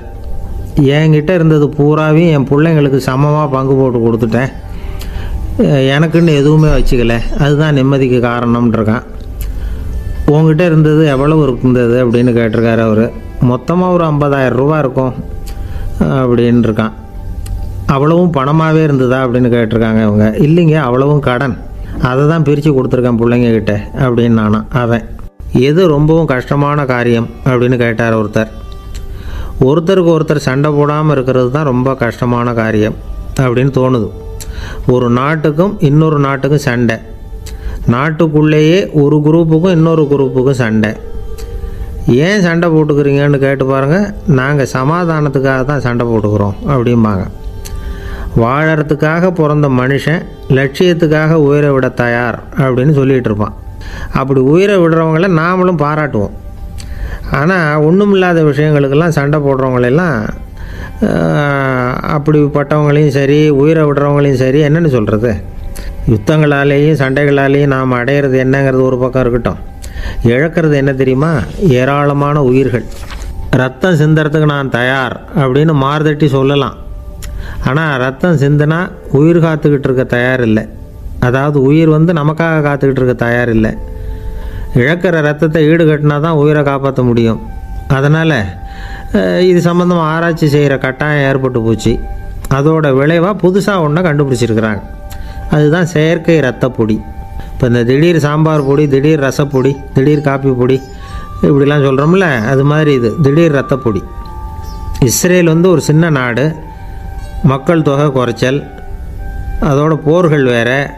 அதனால் காயம்பட்டவங்களை காப்பாற்றியே தீர வேண்டிய கட்டாயம். காப்பாற்றணும்னா ரத்த இழப்பை தடுக்கணும். அப்படின்னா உடனடியாக புது ரத்தம் செலுத்தி ஆகணும். திடீர்னு ரத்தம் வேணும்னா எங்கே போகிறது? அதுவும் கிடைக்கிற ரத்தம் சேர்கிற குரூப்பாக இருக்கணும். ஒரு வேடிக்கை பார்த்தீங்களா, நான் வேறு குரூப்பு நீ வேறு குரூப்புன்னு இவன் சண்டை போடுறான். இதில் அடிப்பட்டவனுக்கு ரத்தம் கொடுக்க போனால் அதுலேயும் அது வேறு வேறு குரூப்பாக இருக்குது. அது ரத்தமும் வேறு வேறு குரூப்புன்னு சொல்லிகிட்டு இருக்குது. எந்த குரூப்பு ரத்தம் வேணும், அது உடனடியாக கிடைக்கலன்னா என்ன பண்ணுறது? இப்படிப்பட்ட கஷ்டம்லாம் நமக்கு வந்துடுது. இதுக்காக தான் விஞ்ஞானிகள் இந்த ரத்த பொடியை கண்டுபிடிச்சிருக்கிறாங்க. அதாவது ஒரு ஆள் அடிபட்டு போட்டான்னு வச்சுங்களேன், அவனுக்கு ரத்தம் கிடைக்கல, உடனே என்ன பண்ணலாம்? இந்த சுத்தப்படுத்தப்பட்ட தண்ணீரை கொஞ்சம் எடுத்துக்க வேண்டியது, அதில் இந்த ரத்த பொடியை கரைக்க வேண்டியது. இப்போ இந்த செயற்கை ரத்தம் தயாராகிட்டுது. இதை அந்த ஆள் உடம்புல ஏற்றி விட்டுற வேண்டியது. இயற்கையாக நம்ம உடம்பில் இருக்கிற ரத்தம் என்னென்ன வேலை செய்யுதோ அதே வேலையை இதுவும் செய்யும். அதாவது ஆக்சிஜனை உடம்பில் எல்லா இடத்துக்கும் எடுத்துகிட்டு போகுது. அந்த வேலையை இந்த செயற்கை ரத்தமும் செஞ்சுருது. ஆனால் ஒரு விஷயம், இந்த செயற்கை ரத்தம் ஒரு அவசரத்துக்கு தான் உபயோகப்படுத்தலாம், ஒரு முதல் உதவி மாதிரி. அதை அப்படியே நிரந்தரமாக விட்டுற முடியாது.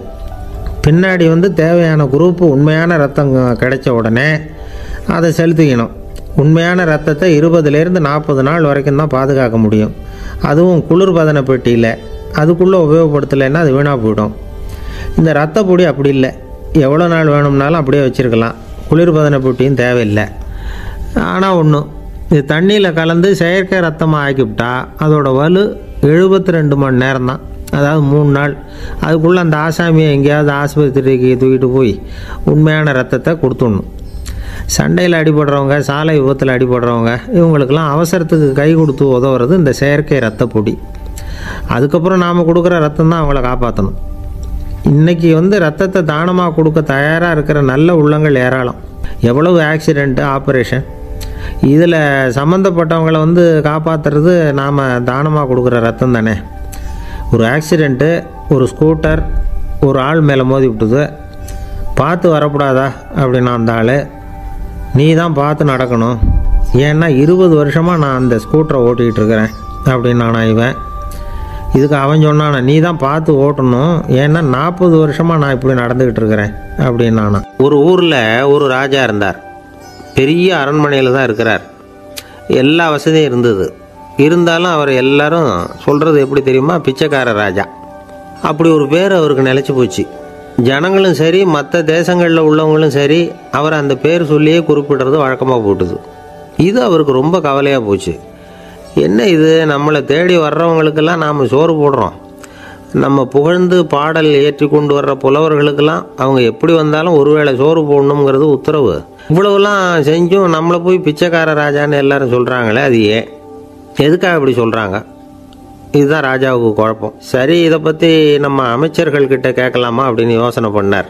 இந்த விஷயத்தை போய் அவங்கக்கிட்ட எப்படி கேட்குறதுன்னு அவருக்கு தயக்கமாக இருந்தது. கௌரவ குறைச்சலாக தெரிஞ்சுது அவருக்கு. சரி, சாதாரண குடிமக்கள்கிட்ட இதை பற்றி கேட்கலாமா அப்படின்னு யோசனை பண்ணார். கேட்கலாம், ஆனால் அவங்க யாரும் ராஜா முன்னாடி வந்து நின்று தைரியமாக பேசக்கூடிய அளவுக்கு இல்லை. ராஜாவோட குழப்பம் நாளுக்கு நாள் அதிகமாக போச்சு. கடைசியாக அவர் ஒரு முடிவுக்கு வந்தார். அதாவது இதை பற்றி ஒரு பிச்சைக்காரங்கிட்டே கேட்டு பார்த்துட்டா என்ன, இதுதான் அவர் பண்ண முடிவு. உடனே மாறு வேஷம் போட்டுக்கிட்டு நகர்வலம் போனார். ஒரு பிச்சைக்காரனை கண்டுபிடிச்சார். இதை பாருப்பா, நம்ம ராஜாவை எல்லாரும் பிச்சைக்கார ராஜான்னே சொல்கிறாங்களே, அதுக்கு என்ன காரணமாக இருக்கும் அப்படின்னு கேட்டார். அதுக்கு அவன் சொல்கிறான், இதுக்கான பதிலை இன்னும் ஒரு 30 நாளில் சொல்கிறேன் அப்படின்னா. உடனே இவருக்கு சந்தோஷம். உண்மையை அவங்ககிட்ட சொன்னார். நான் வேற யாரும் இல்லை, நான் தான் இந்த நாட்டு ராஜா. இப்போ நீ என் கூடவே வந்துடும், அரண்மனையிலேயே தங்கிக்கோ. 30 நாள் கழித்து எனக்கு பதில் சொல்லிவிட்டு அதுக்கப்புறமா நீ போகலாம் அப்படின்னு சொல்லி அழைச்சிட்டு வந்துட்டார். அரண்மனையில் ஒரு மூலையில் அவன் தங்கறதுக்கு இடம் கொடுத்தார். தினம் 2 வேளையும் இவனுக்கு சோறு போடுங்க அப்படின்னு உத்தரவு போட்டார். ராஜா கொடுத்த இடத்துல போய் உக்காந்துக்கிட்டான் அந்த பிச்சைக்காரன். தினமும் அந்த அரண்மனையில் நடக்கிறதையெல்லாம் கவனிச்சிக்கிட்டு வந்தான். வேளைக்கு சாப்பாடு வரும், சாப்பிட்டுக்கிட்டு இருக்கான். இப்படி 30 நாள் முடிஞ்சுது. ராஜா வந்தார். என்ன, என்னோட கேள்விக்கு பதில் என்னன்னு கண்டுபிடிச்சிட்டியான்னார். கண்டுபிடிச்சிட்டேன்னா. என்ன எல்லாரும் பிச்சைக்கார ராஜான்னு சொல்கிறாங்களே, அது நியாயமாக படுதா உனக்குன்னு கேட்டார். நியாயமாக தான் படுது, சந்தேகம் இல்லாமல் நீங்கள் பிச்சைக்கார ராஜா தான். என்னதான் நீங்கள் வசதியோடவும் படைபலத்தோடவும் இருந்தால் கூட நீங்கள் எங்கள் வர்க்கத்தை சேர்ந்த ஆசாமி தான் அப்படின்னு அடித்து சொல்லிவிட்டான் அந்த ஆள். ஏனால் அப்படி சொல்கிறேன்னு கேட்டார் இவர். அரசே, ஒரு உண்மையை கண்டுபிடிச்சி சொல்கிறதா நான் உங்ககிட்ட சொன்னேன். நீங்கள் ராஜ பரம்பரைன்னா உடனே உங்கள் கழுத்தில் கிடக்கிற முத்து மாலையை கழட்டி பரிசாக கொடுத்துருப்பீங்க, பொன்னையும் மணியையும் கொடுத்துருப்பீங்க. ஆனால் நீங்கள் அப்படி செய்யலை. என்னை ஒரு மூலையில் உட்கார வச்சு 2 வேளை சோறு போட சொன்னீங்க. உங்களை தேடி யார் வந்தாலும், யார் வந்து பாராட்டி பேசினாலும் அல்லது பிரச்சனைகளை சொன்னாலும் நீங்கள் செய்கிற ஒரே காரியம் சோறு போடுறது தான். பிச்சைக்காரனுக்கு சோறு மட்டும்தான் உலகம். உங்கள் விஷயத்திலையும் நீங்கள் அப்படி தான் நினைக்கிறதாக தெரியுது. நல்லா கவனிங்க. எந்த ஒரு பிரச்சனைக்கும் சோறு தான் முடிவுன்னு நினைக்கிறீங்க பாருங்கள். நீங்கள் சந்தேகமில்லாத எங்களை சேர்ந்த ஆள் தான் அப்படின்னு விட்டான் அந்த பிச்சைக்காரன். அதுக்கப்புறம் தான் அந்த ராஜா தன்னுடைய தவறுகளையெல்லாம் தேர்த்திக்கிட்டாராம். பசின்னு வர்றவங்களுக்கு சோறு தான் போடணும், அது தப்பு இல்லை. பாராட்ட வர்றவங்களுக்கெல்லாம் சோத்தையே போட்டு அனுப்புனா இப்படி தான் பேர் வரும்.